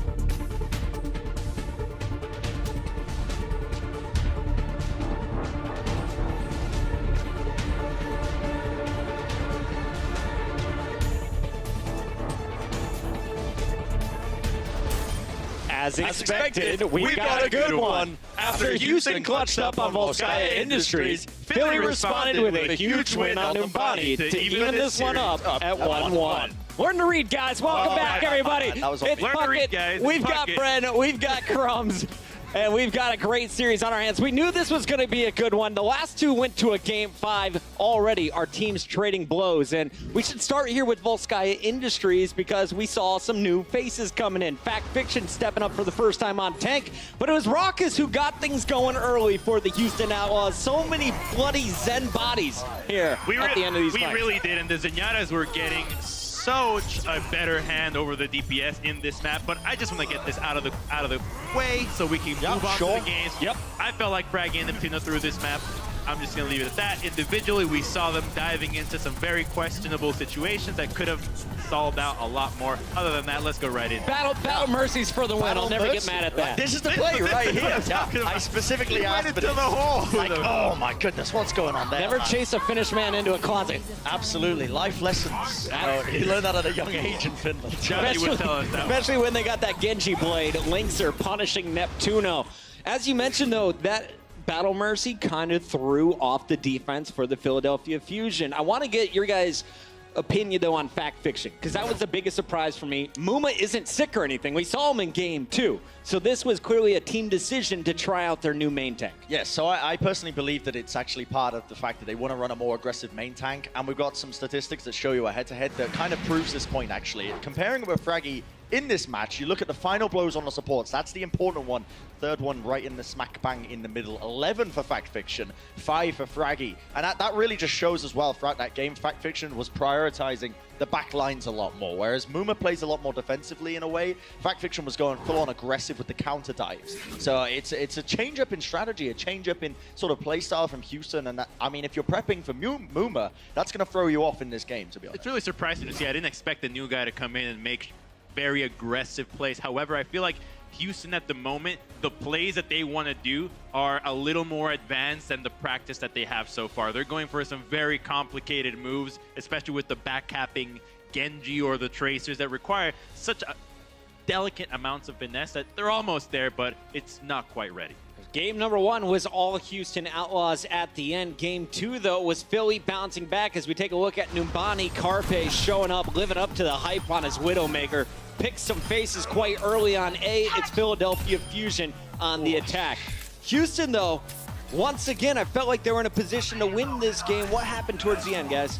I mean, again, it's like that Carpe effect is the way I like to talk about it, because this guy, we mentioned how he could be a top-tier DPS, and in this game, he definitely showed why that is the reason for it. Like, the amount of shots that he's hitting off, right? He has such an individual impact as a player that's kind of rare to have in Overwatch because the nature of the very game is so team-orientated. The fact that he can get so many of these picks and make so many big plays, this was the game-winning moment Pokeball. right there, the Pokeball. Well, I think what's going on here is that Philly's taking full advantage of the range in a lot of these times. Boombox's accuracy has been stellar, and him combined with Carpe are creating such a large amount of space between Houston and the important members that need to be hit that they're most likely going to create opportunities for them to either get a pick, chunk somebody off, or not buy enough time so that by the time the dive comes in from Houston, which is what they're trying to do, is already stifled. It's not as healthy as it should be. So I think that they're playing those two heroes, the Zen and Widow, really well here. Guys, I want to ask about the individual matchups here. When you look at the stage, I see specific players matching up with others on the other side. Carpe and Lynxer, I guess, is that fair? And then you have Jake, of course, versus Snillo in the mix. Muma or Fact Fiction going up against Fraggy. Who do you think is having the individual edge as you look at the micro level? Carpe for sure, in terms of that individual micro level. Like, you can't really say Snillo that. too. Snillo as well. Yeah, I think that both the DPSs are outperforming currently what Houston Outlaws are bringing. The where Houston excel is where their tanks lie, essentially. Like, Fact Fiction, I was very surprised with his performance. You know, if they decide to bring him back out for the next 2 maps, that won't surprise me too much given the way he was playing. But also Muma, Kulmat, these two guys, again, they have always a good game, always consistent across the board, never really underperforming. So that's really what you got to base it on. I'm looking for more Raucus versus Boombox in the second half as well. And we have Ilios and Junkertown coming up. So we don't know which one of these supports is going to be flexing on a Roadhog, something that seems very prevalent on our 4th map. But let's talk about the second half. Coming into this, you said Houston was going to walk away with the victory today. They're going to end the 3 streak. What about you, Crumbs? You were going Philadelphia. That's right. Either of you guys want to flip here at the half? Absolutely not. Just a 1-1. I don't think it's cause for any of that nonsense yet. None of that nonsense. Bren, you confident here with Ilias and Junkertown, or do we go to a game 5? I'm still confident. I still feel like Ilias might be a bit tricky because of the way that the DPS of Houston have been playing, but I'm still convinced that they do have the capabilities to bring the fight to them and take it. Things have played out as we'd expect. It is a close match, 1-1, and then if it comes down to a game 5, you only give Philly the slightest edge there because they've played more game 5s and won more of them. So that's really where it can come down to the wire. Well, I want to give a moment and give a shout out to everyone here in the Blizzard Arena. Remember, at the end of the show, you are signing Sideshow's cast, but I want to know, who are you cheering for right now? How many people want to see the Philadelphia Fusion take this series against the Outlaws? Pretty decent cheer coming in. How many people want to see the Outlaws lock it up on Ilios and Junkertown? Seems like an Outlaws crowd. Let us know in the chat, and of course on Twitter. Use the hashtag OWL2018. That's going to do it for our halftime coverage. When we come back, it's a big control on the map Ilios. You don't want to miss it. The Overwatch League is brought to you by Toyota. Let's go places.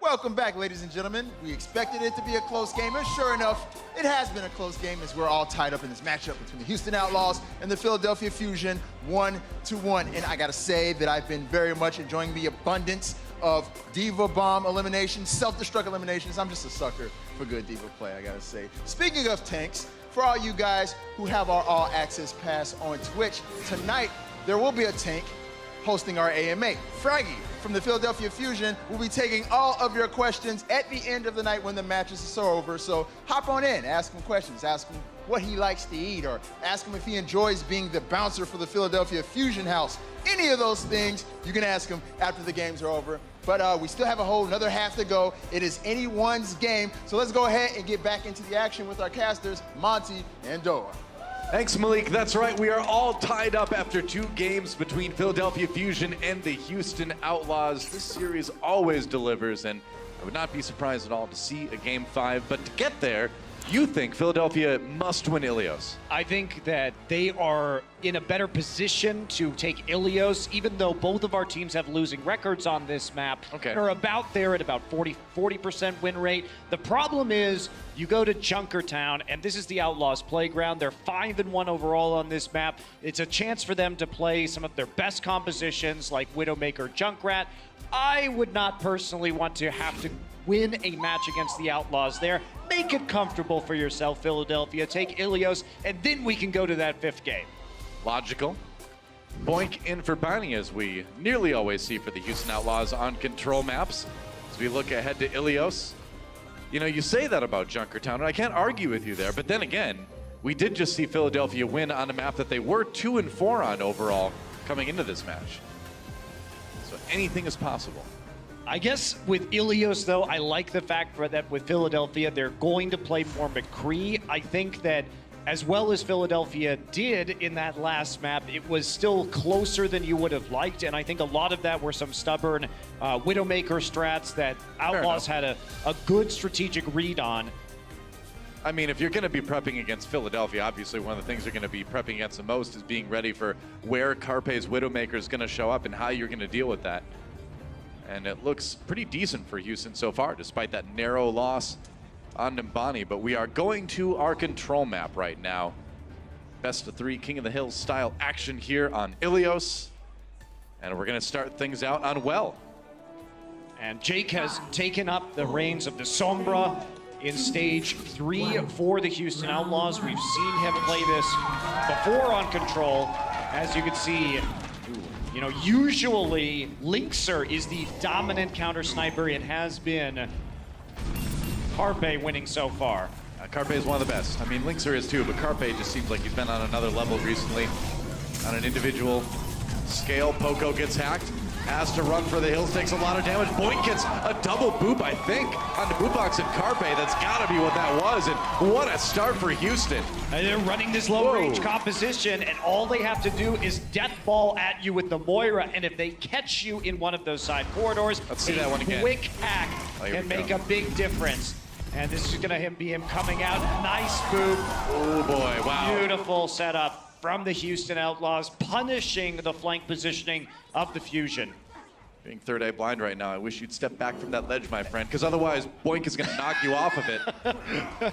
I'm pretty sure that's how the rest of that song goes, Doa. Yeah, that's right. That's how it would have been if I would have wrote it. If I would have went ahead in time, saw this, then went back in time. And then wrote a third eye blind song. I like stories about time travel. Jake hacks the health back here. Houston trying to hold the point, 32% already as Philadelphia assaults it here. Pulse bomb goes in. Did he get the stick? No, not quite.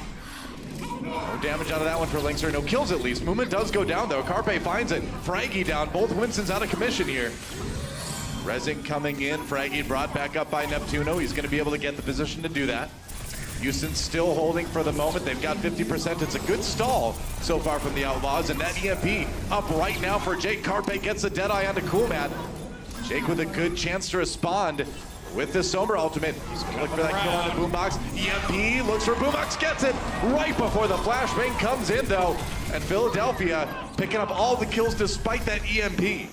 Jake was a little by himself. He ran all the way around the rear of the Fusion formation, tried to get that EMP, and sure, he succeeded, but Carpe was there to punish him, standing right next to Boombox. Yeah, and then Neptuno just brings in the res after the fight's over, so not the coordination that you're really looking for if you're going to use that EMP. Houston, though, did manage to build up 66% before the point flipped back over. Sound barrier used early, but Philadelphia backs off and will wait for it to die down. Yeah, that's right. They've got time. The control meter halfway through. Houston, they flip it. Whoa, okay. So pushing back Philadelphia enough. Now the Transcendence comes in for Boombox. Both support ultimates used on the Philly side. They need to win this fight in a hurry. They've got Rockets. It's a good start. Cool Matt demeched. Meanwhile, Muma trying to knock some people off. He gets Boombox there. Ends up getting booped closer by Boing to finish off the kill onto Cool Matt. Yeah, doesn't make it out of the fight alive, though, and Philadelphia Fusion will steal the point right back. They do give up to 81% for Houston. See that replay here. Thanks for doing work. Helping get that kill into Snow. A nice stick. Whoops. That ended up sounding more sarcastic than I meant. But, You cast or cursed him in the past. I did. Like I said, I love stories about time travel. That one, that Bolt Bomb not accomplishing much for Snillo. It's one of those days. Houston Outlaws pops the Coalescence, trying to retake the point here. DPS hiding in the room now. Exiting, trying to find a kill onto Linkser. Fraggy can't really join the fight until he gets a bit more healing here. Houston with a nice spread around the outside of the point, and they're gradually pushing Houston back. Snillo low on HP, being actually hacked there at the end. Linkser wants to keep coming in, but he dodges right into Snillo's sight. Yeah, Snillo's got his left clicks, and apparently that's all you need. Houston, though, does get the point. They are going to keep building here. 80% for Philly, but 90% for Houston Outlaws.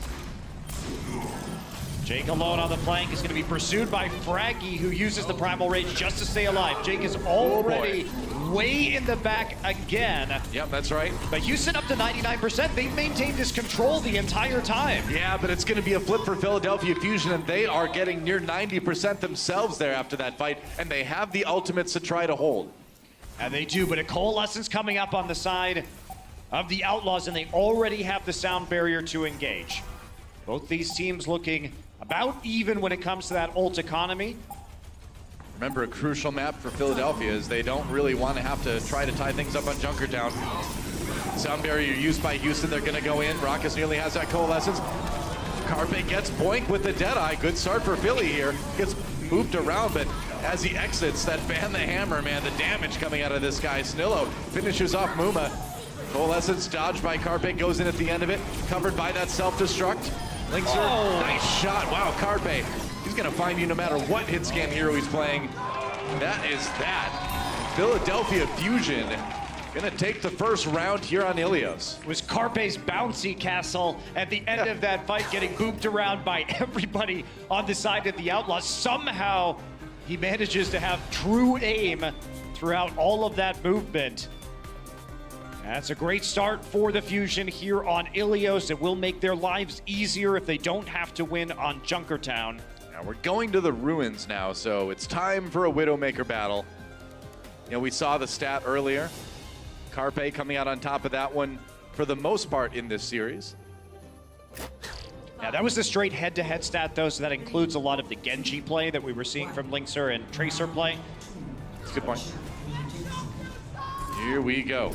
Houston Outlaws looking to tie things up on Ilios, give themselves a lead in the series. Carpe versus Linkser. Widowmaker versus Widowmaker. Carpe taking the low ground early.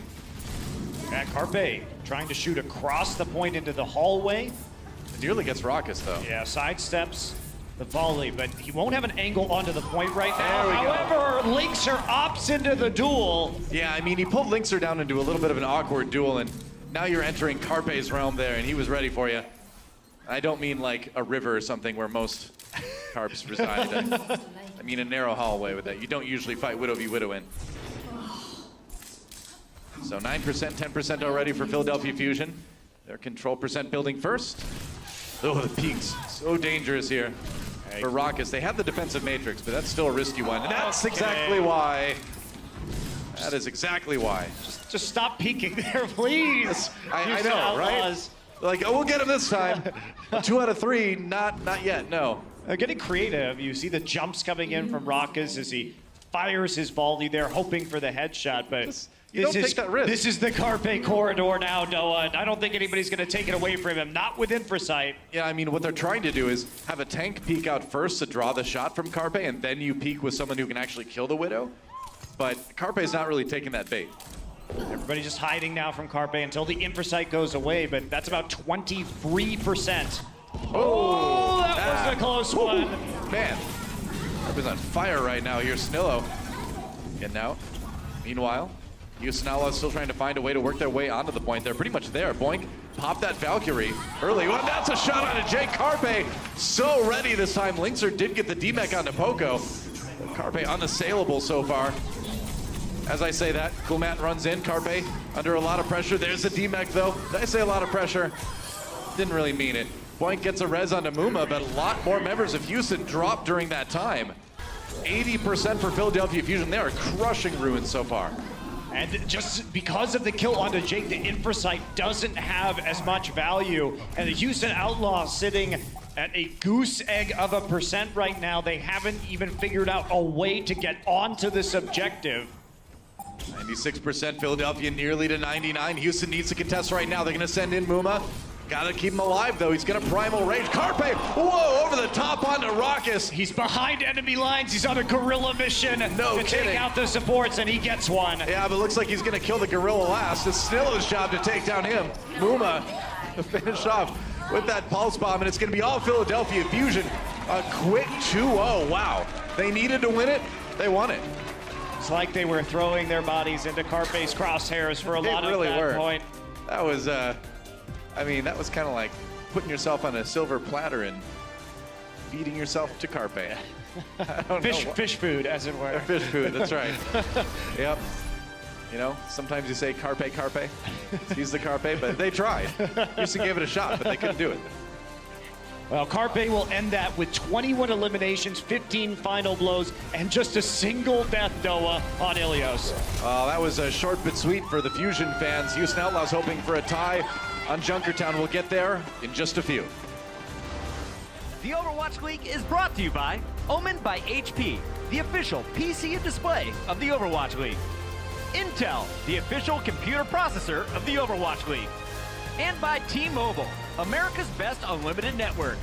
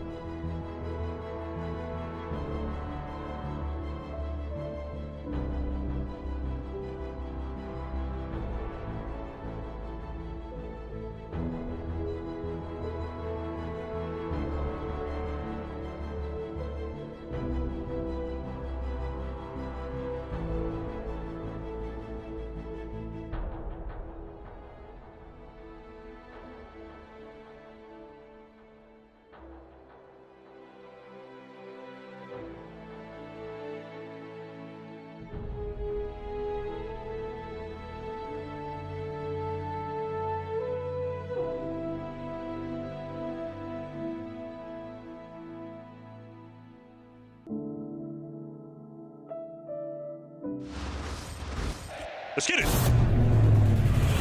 got a packed house here in the Blizzard Arena. It's time. Soon takes him out. Gamsu gonna go primal raid. Hobie comes in. 4K, more hydration. And now Jester can go to town. Libero getting all the kills right now. It's crunch time. They need to be ready to bring out the A game. They've got such incredible talent in this roster, and they are not holding back. Oh, here we go. Who would have thought this would be so close? No way. Yes, it's happening. All the good stuff.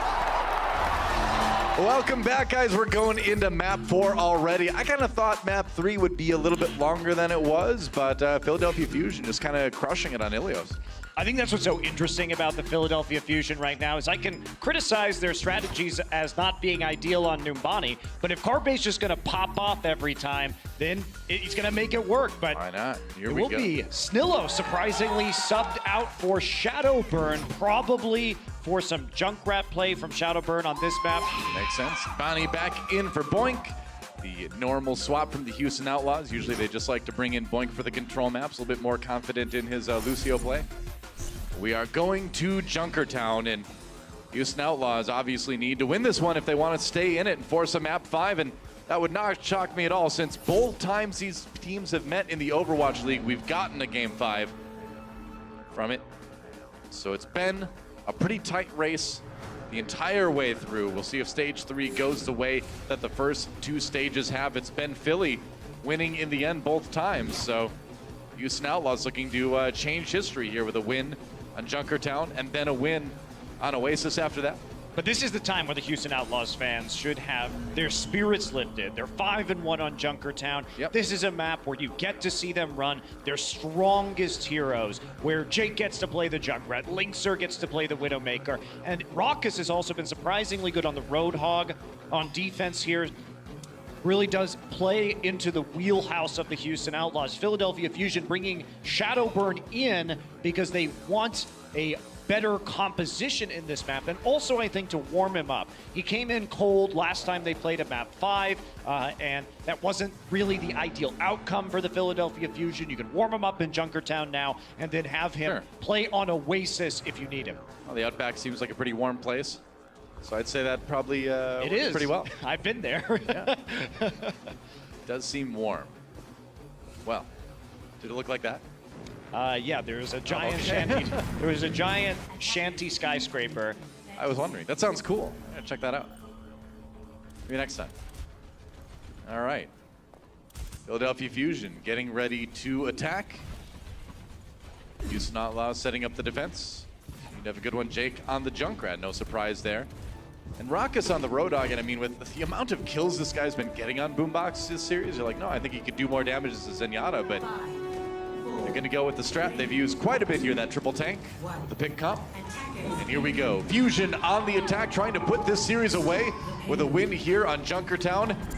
For the first time, they could avoid a map 5 against Houston in the Overwatch League. They'll give it a shot.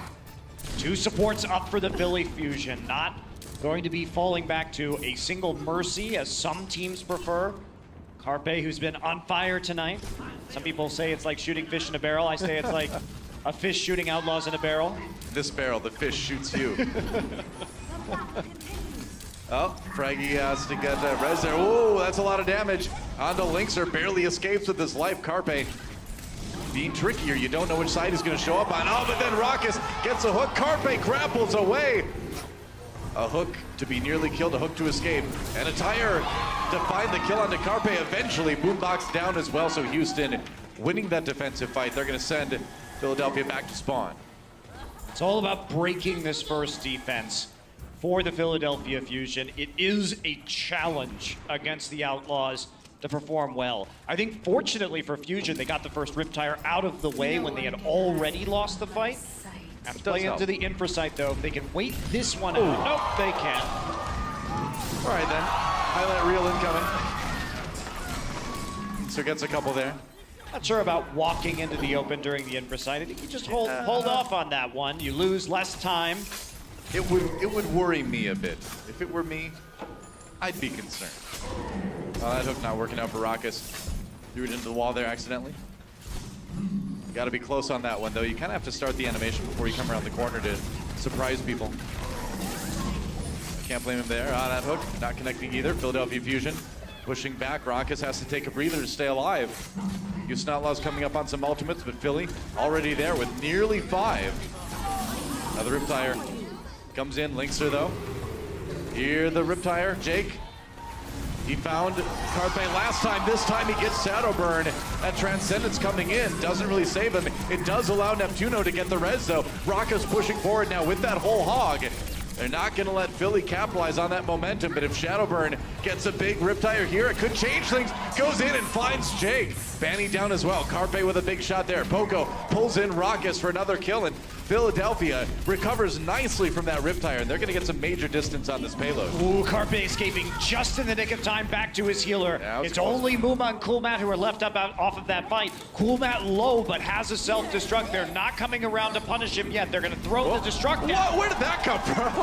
Came from the opposite side. Coolmat coming in with the self-destruct to catch Neptuno, and Houston Outlaws right back in this defense. They did not pursue Coolmat, even though he was at about 1/3 HP and hiding behind cover on the upper level of a building behind them. And instead, Neptuno just gets surprised by nobody the expects self-destruct coming out. Nobody expects the self-destruct to come from behind on that point. You have to clean that up, though. I think maybe they thought he was on his way to reset, but he was not. And instead, I mean, that's usually where the diva would be. You can understand why they make that assumption. Oh, Shadowburn. Linkser really coming alive on the Widowmaker here. Look great on the defense so far. Neptuno there for the res, of course. But only about 25 seconds remaining for Philadelphia Fusion. Shadowburn Make gets something out of hooked. this one. That's right. Raucus. Oh, there's a hook onto Poco now. Jake capitalized on that one. Houston nearly with the full hold here. They just have 10 seconds left. Jake with that Riptire could end it right here. Down zone. Oh, there's both supports. Jake comes up big with that Riptire. The best Junkrat in Overwatch League, and that's going to lead to a full hold for Houston Outlaws. Philly can't get there. And now it's a piece of cake for Houston to tie up this series. but truly, Doa, it was Coolmat who saved that point. Yeah. You have to make sure that you clean up your kills. You have to make sure that everybody's taken out. And the thing about it is that Carpe knew that Coolmat was still alive because he was chased out of that position, and they just left him there. This has been a crazy series. We've got a replay coming in of some of the action from Raucus in that match. Finding a slick kill onto Shadowburn here. Yeah, this is what really sealed their fate on that push. Raucus is there, he's got the healing. You can't go up with Mercy at that point to resurrect him. Otherwise, you will find yourself in a similar fate. And now the Philadelphia Fusion, their backs against the wall, must hold here at point A. And that's a trick because the Outlaws love to run Bastion on this point. Raucus on the Bastion, double sniper, that is their default composition. Sure. For their point A attack, and it's only after that that they switch sometimes into things like Genji Junkrat for point B, but they don't even have to do that here. They just have to make it to that box. I think what you mentioned earlier about them bringing Shadowburn to warm him up just in case they need him on that Oasis map is going to probably prove true. As Houston looks like they're going to send it to a Game 5, and if you're going to Oasis, you want your Pharah player to be ready to go, and that's what Shadowburn does. So, see if they can get this hold. But man, it is going to be pretty tough for Philadelphia to win it right here. Trap and a mine, just in case somebody is going to walk over there. Opportunity to potentially take them out early. Poco sneaking around by that doorway, going to be watching, see if anybody takes that approach. But there shouldn't be anybody going through that door with double sniper. Jake actually switching to the Junkrat, so they are making an adjustment. Okay. Especially after Jake's Junkrat performance. Okay. Wow. It's a slaughter already. Houston Outlaws. Some big picks. Boombox does get res, but they're still without Shadowburn for a little while. And Houston's nearly there already. Or halfway. And now you can't defend at the choke. The best place to defend if you are going to be here on Junkertown A. They're pushed back against the building to stay out of the Widowmaker sideline. Raucus is going to be able to stand here and push them out of or into cover even further. Break it down immediately. So much pressure on the Neptuno. He's got like no health. Can they get there? I don't know if anyone can even contest this. Nope, they're going to roll right in. Well, guys, Ilios, blink and you miss it. Junkertown, blink and you miss it. It all gets decided on Oasis. We're going to map 5. Easy game for Houston. And that's why I said earlier it was so important for Philly to take Ilios, because Houston have Junkertown on lock. Absolutely, no doubt about that. Well, we're going to map 5, guys. Stage 1, Philly versus Houston. Map 5, Philly wins it. Stage 2, Philly wins it. Map 5 again. Let's see if they can do it a third time or if Houston changes history. Don't go anywhere. The final map coming up right after this. The Overwatch League is brought to you by T-Mobile, America's best unlimited network. Omen by HP, the official PC and display of the Overwatch League. And by Intel, the official computer processor of the Overwatch League.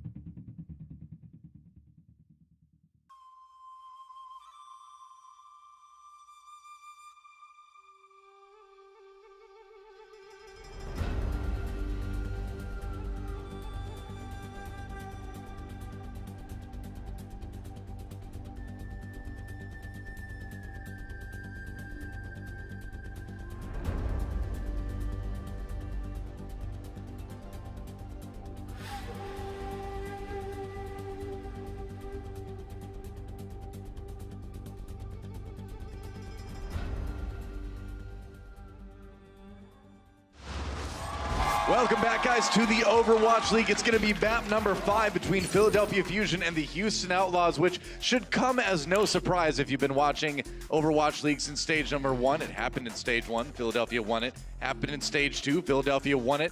Stage 3, we'll see if they can do it again or if Houston finally gets that map 5 win. Snillo coming in for Shadowburn, which is interesting. Kind of counters everything we said on Junkertown. But on the other side, Boink coming in for Bonnie, much less surprising. He is their go-to main support for these control maps. Well, Shadowburn really struggled on Junkertown. He was one elim, one final blow, which was his only elimination, and then 7 deaths. So the whole team did poorly on that map. However, in Oasis, we saw last week against Boston, Shadowburn come in for map 5 because they wanted that Pharah. That signals to us they're going for a different strategy, whether it's going to be Dive this time or Sombra Tracer, where I think we're going to have to wait and see. I would imagine Sombra Tracer is going to be the order of the day, but can be McCree Tracer too. Remember that's a good how point. dominant that last Ilios was? That's a really good point. Carpe's McCree is definitely something to be feared. Kind of depends on the points that we're going to get to. It looks like we're actually starting with Gardens, which is the map that you would normally see more Pharah on, but that's been changing lately. Yeah, it has been changing. It wasn't every team that would necessarily run the Pharah, especially even in Stage 1 when this map was in the general pool. NYXL had a very good win rate on this map, and they were constantly playing things like Orisa, Roadhog, McCree. And Dallas had that working for them too for a while. Yeah, Diva, Roadhog is the 2 tanks. So we have seen some teams be successful on Gardens without the Pharah, but if you look at the history of this point, it is Pharah dominated. So, Philadelphia Fusion, McCree Tracer, it worked for them on Ilios. Can it work again? Jake on the Pharah here, playing the more traditional Farmer C composition. Carpe on that McCree though, so it's like we were kind of wondering. It is going to be McCree Tracer here on the Philadelphia side, but Jake is going to be able to stay out of range of this McCree. You do have that damage fall off as the McCree that you have to worry about. Gotta find a way to get close. You can at least poke him anyway. And because the Pharah and Mercy can get into this position so quickly, it's always about cracking the conundrum of the retake here, because this Pharah team will always have priority on the point. Lynx are just poking a little bit from behind. Fraggy down early. Muma finishing off a kill there. And that's it. Fraggy died too deep right now. Snillo will follow him into the grave. A good start for Houston. 2 kills, and they're going to be able to control the point first. So they couldn't figure it out just yet, the Philadelphia Fusion. So do you think if you're Philly, this is the round that you're going to be like, all right, this is going to be our worst one? So you're going to have to deal with that Pharah possibly. I don't know. You're going to have to deal with the Junkrat on University too. So that's a good point. I think Houston, if they can win this one, have a real good shot at taking this series. Muma drops early. Is he in a place where they can get to him with the res? It doesn't quite look like it. Barrage from Jake already. Gets 1 onto Carpe, but then gets eliminated pretty quick. Lynx are scrambling to try to capitalize on some of these kills. Carpe brought back up by the res from Neptuno almost immediately. Boombox still sitting on that Transcendence. Doesn't need to use it as Carpe cuts Lynx down, and that's going to be Philly reclaiming the point. You can see Jake thought better of his barrage halfway through, sees the Diva, and thinks, hey, I better not try and kill myself here. I already got 1. But that's not going to be enough to actually finish the point because Carpe is easily resurrected by Neptuno afterwards. Jake's always been very bold with his barrages too out of Pharah players. Pays for it sometimes. Carpe with a nice flashbang sets up the kill on Namuma. There's a Deadeye. Houston trying to zone him out. Does get the D-Mech onto Coolmat. Has to dodge that self-destruct. Houston Outlaws trying to use that to get more purchase on the point, but can't quite do it. The Transcendence just letting Philadelphia sit there until Carpe rejoins them. Absolutely stuffed that attack from the Houston Outlaws. The self-destruct doesn't get much of anything at all because the fight was already lost, so even getting the mech back wasn't really a great option for them. Raucus, no Transcendence available. They don't have a sound barrier either. Oh man, that was so close. One more rocket would have finished Boombox off. Houston though, coming in, diving up on that high ground now. Whoa, Lynxer across the middle there. Muma with a couple kills as well. It's Houston winning a huge fight here. Jake raining a little bit of damage in, but it's really about the dive from Houston there that got them that one. Muma died at 99% of his primal rage in the last fight. This time around, you can see he sees them on the high ground, just punts them straight off the map. Why not, you know? Why wait? Just use the ultimate. Get some guaranteed damage, guaranteed knockoffs. Lynx are still being sneaky, is found out. Not quite one clip by Snillo. I mean, it's hard to out-sneak Snillo on the Tracer. He knows all the hiding places. Oh, that got eaten. Yep, Pulse Bomb gobbled up. Philadelphia Fusion coming back on the point with a lot of ultimates themselves. There's a barrage. Fraggy pays for it. Boombox run over by Coolmat. Philadelphia Fusion, you know, they use the Valkyrie. They get the res on the Boombox, but can they win the 5v4 here? I don't know. No, not without Carpe. They do get Boink, but I don't know if they have enough to quite carry this fight through. Snillo's going to need to come up big, trying to harass Raucus a little bit. I mean, they have to back off. They've got nobody to kill Nefara, so they have to just pull back, reevaluate their options. Goodbye, Coolmat. It's kind of a protracted reset. Oh, they're coming back in. Fraggy rejoins. He's got that Primal Rage now. Fraggy jumped in so close, and they he flip it. killed Coolmat in the mini diva before the tank line from the Houston Outlaws could respond. That was the thing that put the Philadelphia Fusion a player up, and they followed Fraggy back in, healing him right back up on his Primal Rage. And of course on Gardens, it would be rare if we didn't see a 99-99 battle. Pretty much always does end up that way. There's a lot of good angles for the attack to come in. Defenders do struggle a little bit on this one. 98% for Houston Outlaws right now. That Pulse Bomb, nothing for Linkser again. Poco's been so ready for those. 94%, we're getting close. Zomberry comes in for Houston. They're gonna try to chase Carpe away. Transcendence for Boombox to try to protect his team. Carpe rotating around the side. The Deadeye comes in, he gets points one. Good damage onto Coolmat, too. Finishes off Raucus. Just a great flank from Carpe. Sets it up, and how about that? Flashbang. Uma gets the Primal Rage off in time, but he's the only one on the point right now. The rest of the team is dead, and he's going to expire, as does Overtime. Philadelphia Fusion taking point A. Fighting back after the initial capture by Houston, staying strong, Carpe. And Snilla once again showing up. Snilla only died once in that entire map.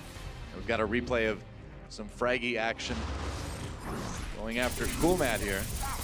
This is it. The call comes in. They see Coolmat on the far side already, sitting there with the Orb of Discord, and then Nice turning knockaway. right back around. Cancels the channel Yeah. on the resurrection. So Fraggy and Boombox getting the big pick that turned things around. And so now if you're the Houston fans, you're probably like getting that not like this gif ready for social media, because Houston one round away from losing yet another one to Philly. They can't let it end like this. Jake on the Sombra as we go into University. Philadelphia trying to make it 3 in a row in 3 game 5s in a row. Fraggy, man, he's going full Fraggy already. So Fraggy's Wonderland back on the Reinhardt again. They don't see Jake because he's down underneath hacking the health back, so they just take all of the room, Noah. Why not, you know? You've got the edge and you can just kind of bull rush your way forward. Fraggy is literally just holding down left click and walking across the map. It was a 6 versus 4 because Coolmat and Jake were on the underside of the point that entire time. It's like Monty's a Reinhardt main, so I know this is like his dream come true to watch this. Just have a Moira pocket healing me so I can just run at people holding my left click down. I don't know if I've ever seen you this happy. I do love watching Fraggy. Positively gleeful. Nearly 20% for Philly already, and yeah, the nerves have got to be going like mad on Houston Outlaws right now. You can see they've already adjusted. Links are now to the Reaper, Jake on the Junkrat. Yep. Meanwhile, Carpe on that Zarya. So first Coalescence comes out just to create space again for Fraggy. Snilla's got such a great position for this Pulse Bomb. Yeah, he does. He's coming around the side. Oh, he's trying to fall back right now. Yeah, he needed the health pack. Gets it. Now Houston Outlaws trying to move their way into the point. Fraggy's like, oh yeah, that's right, I have a shield too. Oh, never mind. A lot of damage. Knocks Linkser down into the pit. Linkser has to take the long way back. Big Earthshatter comes in for Fraggy, sets up the kill onto Boink, and now he's just gonna wade through the rest of Houston. They are the forest, and he is the lumberjack. And he's okay. He's definitely okay. More than okay. Bloodthirsty, picking up the kills, shatter onto the Mercy, and now they've got another CC ult available. Carpe is here with a Graviton Surge. They can combine it with a self-destruct if they need to. Yep. Combine it with a lot of things if they need to. 80% for Philadelphia Fusion. Houston Outlaws need to make something happen right here, right now. Graviton Surge finds Jake. Jake gets Neptuno, though. Poco back into the mech. After using that self-destruct, Fraggy charges into the room. Says, come at me, as Houston Outlaws, now with a lot of ults of their own to use. There's the Coalescence. Popped by Boombox here. Snillo still sitting on that pulse bomb. Now the sound barrier in the extra shields and the Riptire rolling, coming up where Philadelphia may not expect it. That's 3 for Jake. That's why you get this guy on a Junkrat, and Houston Outlaws at the last second, they look like they can take this point back. And the timing to around the sound barrier means Neptuno drops it, but they still end up dead at the end. Fraggy has the Earth Shatter, but that's the only ultimate available to them. But Philadelphia has time to work with. However, Jake saves this match. Here we go. Fraggy announces he's capturing the objective. That's what Philadelphia wants. Oh no, too aggressive. Jake was ready that time. You can't just walk towards the Junkrat unless you got the heals. So or Philadelphia, or the boops, that works too. Jake, does get killed off by Neptuno there. There's a stick. Fade gets him out of it though. He's gonna be okay for the moment. Philadelphia nearly taking the point back, but Houston still holding strong. Earth Shatter comes down. Nice dodge from Linkster to get out of that one. Philadelphia flips it. They got the point back again. Houston pushed off for just enough. It's a mad scramble now as Houston fights for their life in this series. Valkyrie comes in for Boink. Coalescence on the other side. Snillo, a pulse bomb could win them the series right here. He's got it loaded up. Poco back in the mech again. Here comes the Riptire, was big last time. Oh no, kills this time around, and the heals onto Poco. Although Houston does flip the point back. Philadelphia backing away. Close call for Houston, but they barely hold on. But the most important thing is the Shatter zoned Houston off the point, so they couldn't build up control percent throughout that engagement, which means Philadelphia still has a ton of time, and they have a big bang combo to use. Now that's going to be the plan here. Snillo's been saving that pulse bomb. Carpe, a big graviton surge here, just needs to not have it eaten. They're going to bring in Muma. Muma down early on. Sound barrier for Philadelphia Fusion as they try to stop Boink this dead. fight. Boink taken out by Poco. You're right, Boombox back in with the Coalescence. They're roasting Cool Matt now. He's going to drop into the pit, come back out after grabbing the health pack, and now Linkster needs to keep this point alive. Philadelphia flips it though. And they're going to get it overtime. Houston, they need to get somebody back there. Muma jumps in, drops almost immediately. They need more rockets, can't stand on the point. Jake coming in, there goes Boink. Jake on his own, and that's it. Philadelphia Fusion, yet another Game 5, yet another win in this series. And this matchup really delivers, Doa. No kidding. 3-2 for the third time in the Overwatch League to the Philadelphia Fusion. A little bit of help of Fraggy's Reinhardt. There are just some series in the Overwatch League that you know are going to be awesome when they come up. This is one of them. Like, this is a rivalry, no doubt about it. Everybody's going to be looking forward to Philly versus Houston. It's always close, but each time Philadelphia just barely finds a way to get that win. All I got to say now is can't wait till stage 4. We're going to send it over to the desk guys. It's time for them to break down that pretty epic series. Thank you so much, Monty and Doa. Give it up for our casters here, and more importantly, the Philadelphia Fusion, a Game 5 victory again. That's 3 now that they pull it out. Mr. 0-3, explain yourself. You went to Twitter before the game. I did. You I said, put out a tweet. Houston's got the numbers. They've got the stats. Where's their W? I was wrong. It's unlike me to admit that, but I was wrong. Maybe that just shows that I'm growing as a person, maturing maybe, but who knows? Probably very graceful of you. It's a flat-out lie, but I'll still...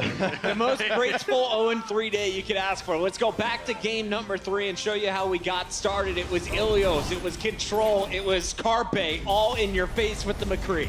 Well, the McCree is going to make a lot of sense here because you're almost certain that you're going to see a Tracer, so at least you have that. But Houston doubled down with the Sombra as well, and so it was just a field day for Carpe. It's a question mark, right? Because McCree is kind of the soft counter to Tracer and Sombra at the same time. Like, yeah, it's a very difficult job if you're playing McCree to try and shut down both of them at once, but then you're up against a person like Carpe, right? And he's not the kind of guy you want to underestimate coming into this role, and he did absolutely shut down that round. Also, you got to notice Snillo on the Tracer had the upper hand. When it came to Junkertown, though, you saw Sideshow tweeting about it. He said, this is basically a free win for Houston anytime they play on this map. What makes them so good? Well, in this map, the terrain allows them to play all their best heroes. Yeah. You can play Linkser on 1v1 Widowmaker. He will wreck pretty much anybody else. Jake, best Junkrat, he will wreck pretty much anybody else. And then you have the flexibility that Rockus has, on top of the fact that the tank line really shines in holding down position. So it's just a perfect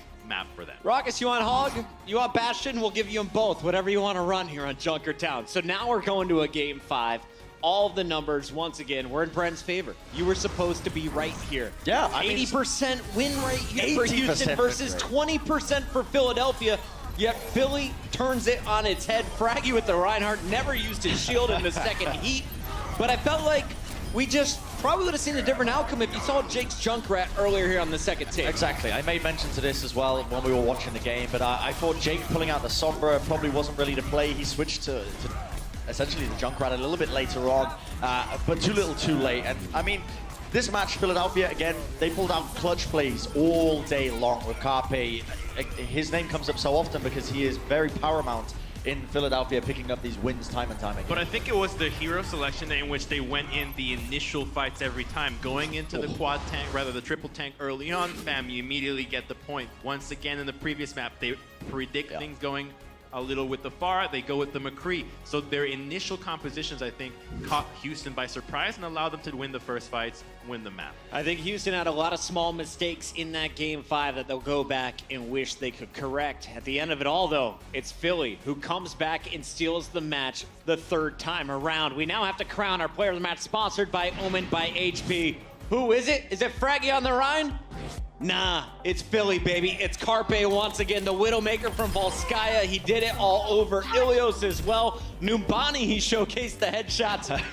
With Snillo now in the lineup, you don't see Carpe on that Tracer anymore, and to be honest, I'm happy about it, because now I'm really getting to see the depth of this DPS hero. We get to see what Carpe gets to do on Widowmaker. He can play it more in more places than most people can, but I will want to throw a bone there to Snill. He's doing a fantastic job in filling Carpe's shoes and making sure that he remains a constant threat that presents line of sight opportunities for him. 38 final blows, 19 of those critical hits. Pretty impressive stuff coming in from Carpe once again. We talked about some of the best DPS players. We talk about MVPs. I think he's in the running for the Overwatch League. Let's take a look at our big picture, though, because this matchup, well, it shakes things up. As we take a look at Stage 3 alone, you're going to see London Spitfire down at number 8. Philadelphia jumps up to number 5. But it's a bit surprising at the top. We got the Valiant after their win earlier in the week, as well as Boston's big upset over New York today. We'll take the number 1 and 2 spots. Yeah, a significant lack, I think, of both Seoul Dynasty and London and New York not on that number 1 seed. So a huge mix-up here, and honestly, a whole bunch of upsets. Well, the cool thing is actually seeing things as a stage divided. It really makes every single stage a very different feel to it, and I really appreciate that, because otherwise we would have these standings pretty much every single time, and the energy just doesn't feel the same. Boston versus Philadelphia. They played earlier. It went to a game 5. If you had to pick one today to be better on the leaderboard at the end of this stage, is it Boston right now, or is it the Philadelphia Fusion? Who do you think has a better chance going into playoffs? That's a loaded question. That's so hard to say, because how both these teams have been playing. Like, mistakes adding so much to the Boston roster coming in. Philadelphia completely surprising us despite the fact that they don't have EQO. Like, both these teams are still kind of like an enigma. And of course, tomorrow we get a chance to see the Gladiators as well as the Valiant, the 2 LA teams trying to stay up in the running here in Stage 3 as they want to be competing for that $125,000 performance bonus at the end of their 10 matches. That's going to do it for another amazing day of action. Did you guys have fun? I enjoyed it. It was a really fun day. I enjoyed my time on the desk, Puckett. Thank you very much. It was a great day. It was all a great down day. To you. And guess what? We're going to wrap it up with something even better. If you're watching on twitch.tv, make sure you have the All Access Pass, because after the show, Fraggy is going to be live with an AMA. Ask him how it felt to not use a shield and do nothing but hammer his opponents for the victory tonight. Thanks for watching. We'll see you tomorrow. Action kicks off at 4 p.m. Pacific, as always.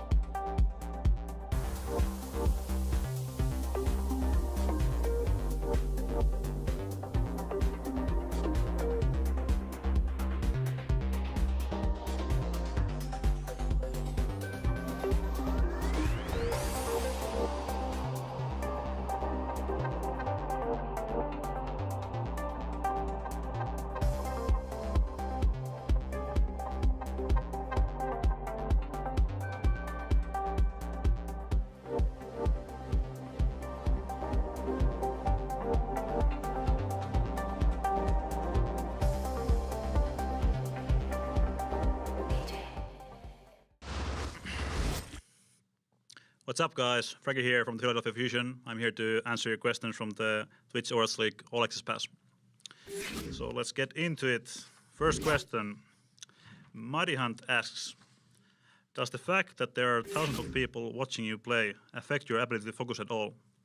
So on stage, we have played so many games already, so I feel like it doesn't affect me too much. But on like high pressure situations, I might make some mistakes sometimes, might feel a bit. I don't know. All right. Second question. GPSW Dips asks, what are some tips you can give to improve players' main tank gameplay and matchmaking?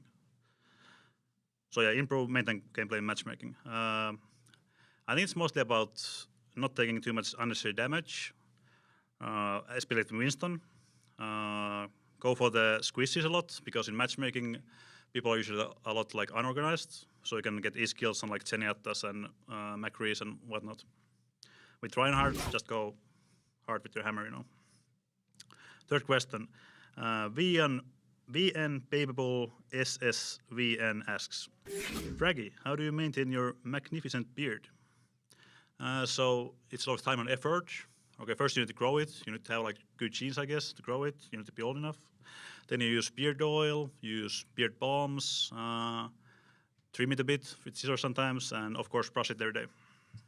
All right. CDAWWG _, asks, what is your favorite map type to play on? I'd say probably escort and hybrid, like hybrid and escorts. I think our team is best on those. We have like really good idea on how to control the space and how to use ultimates to win easy fights and so on. So probably those, yeah. Hybrids and escorts. This guy _ asks, what are your thoughts on the recent Mei buffs? So Mei, I think the only Mei buff was that her left click goes through all the enemies, the freezing thing. I feel like it probably makes her a bit more viable. It's certainly like good on choke points and maybe like comboing with like Zarya ultimates and stuff. But I'm not sure if it makes her OP or not. I haven't tried it out too much yet. EM _ Anra asks, the evolution of your team is admirable to witness. What was the key change from stage 1 to stage 2 that got you guys to the finals? So stage 1 was a bit shaky for us. It felt like a kind of a pre-season for us. We didn't have too much synergy yet in stage 1. So especially me and a lot of other people didn't really have a good idea on like how to play the game as a team and be on the same page. So going towards stage 2, we find like our groove and find a good style at switches. So I think our results just got better because of that. Okay, Lee F5 asks, If you were to play any other role, what role would you play? I feel like I would make a pretty good support, like a main support probably. I could replace Neptune pretty easily, you know, play Lucio Mercy, it's an easy job. Sachi91, I don't know, asks, what do you think of Reinhardt's current state? He's countered by almost every character. Do you think he needs quality of life change to improve his survivability? So Reinhardt is, it's not nice to play always. You get like CC'd a lot, you get like bounced around by Lucios, by Winstons, by Junkrats a lot. So I feel like Reinhardt maybe needs a bit of a buff, some kind of like, it's tough. The problem is mostly with mobility, I feel like, and I don't think it's that easy to change for Reinhardt. So maybe Brigitte change stuff around a bit. Bob Firofi asks, what tank combos / setups do you personally find most fun to play? I've been liking Winston a lot more recently, but I guess I still prefer like the standard Reinhardt Zarya stuff. Generic Space Marine asks, seeing how you improved a lot, capitalized, as a main tank in the past months, how did you do so? What did you focus on? It's mostly about focusing on my own survivability, I think. I play a lot more selfish nowadays. In the beginning, I thought like playing in dive was a lot more about like going exactly together with your Genji, Tracer, Winston, whatever. But in reality, it doesn't work out like that. So you need to play a lot more like a flexible style, and so you can like get out when you need and stuff like that. Opic How asks, what kind of music is your favorite? So I listen to a lot of Japanese music. I'm a bit of a weeaboo in that way. I think it's more of a like habit of mine. I don't really like think about too much what I listen to. I just like put it on, and I've been listening to the same music for like 10 years, and I still listen to it. Mikey DWSR asks, Fraggy, your tanking style has made me want to become a main tank. How do you walk that fine line between aggression and restraint? So as I kind of said before, you need to think a lot about your own survivability and see what the enemy team is doing. So if you have space to go in, you go in and punish the like enemy backline. And if the like enemy diva or tracer is pressuring you, you need to like go back and just play accordingly to the like space the enemy team is giving you. Bila W Liet 97 asks, what is the most important thing to do to keep your teammates alive as a main / secondary tank? So I actually used to like peel too much, I think, with Winston. It's more of like, it's not really Winston's job to keep your backline alive. With some comps, like if the team has like a Genji dive comp, you might want to peel if you're running a bit or McCree more, but usually Winston's job is more to like get kills and like punish enemy squishes. As a diva, you just need to pay attention a lot, like where the enemy tracer is, and pressure the enemy Winston a lot. Soltirina asks, Heya, how would you describe living in the team house? Fun? It's really fun. Yeah, we spent all the day with each other pretty much. It doesn't really like, we have been living for like 4 months together now. It hasn't been too tough, so I guess a lot of the like players are nice people to live with. I guess there could be some trouble if you're like not used to it, but I don't really mind living with other people, so it's pretty nice. We like play games together a lot and have fun outside of the game as well. P.S. Son asks, how many times did Sideshow try to break into the house? So unfortunately, because we had to practice and stuff, I couldn't keep watch through the whole night for the 1 week. So I have no idea what mischiefs he was up to during the nights, but probably multiple times. Arar TV asks, what do you do on days Fusion doesn't have a match? So we usually have 1 off day a week. It's usually after the last game we play on that specific week, so usually Sunday a lot for us. Usually players try to relax a lot. It's mostly about relaxing and yeah, getting ready for the next week. A lot of players play ranked a lot, stream. Yep. I sleep a lot as well. Existentially Yours asks, how have you and Pogo practiced tank synergy, and what do you think you can still do to improve your dives? So I think tank synergy and dives are they're like a bit of like different subjects. The tank synergy stuff is mostly about just going through stuff like after scrims and looking at VODs, like how we want to play certain points. And you need to communicate a lot, like if you are getting low or if you can help your tank with like, if I need to ask Pogo if he has matrix, if I have a bubble, and we coordinate our cooldowns. So it's a lot of communication. What you can still do to improve your dives? It's a lot about communication as well, and understanding when you should dive and when not. As a Winston player, you mostly do that with your Tracer in the current meta, so you need to have a very good synergy with your Tracer. Mojo Bat asks, can you give your best Reinhardt impression of Hammer Down? Okay, let's go. Hammer Down! I know. Okay. Rico Enkido asks, does the majority of your power come from your glorious beard? Yeah, it's the beard and the long hair. I'm like Samson a bit, I guess.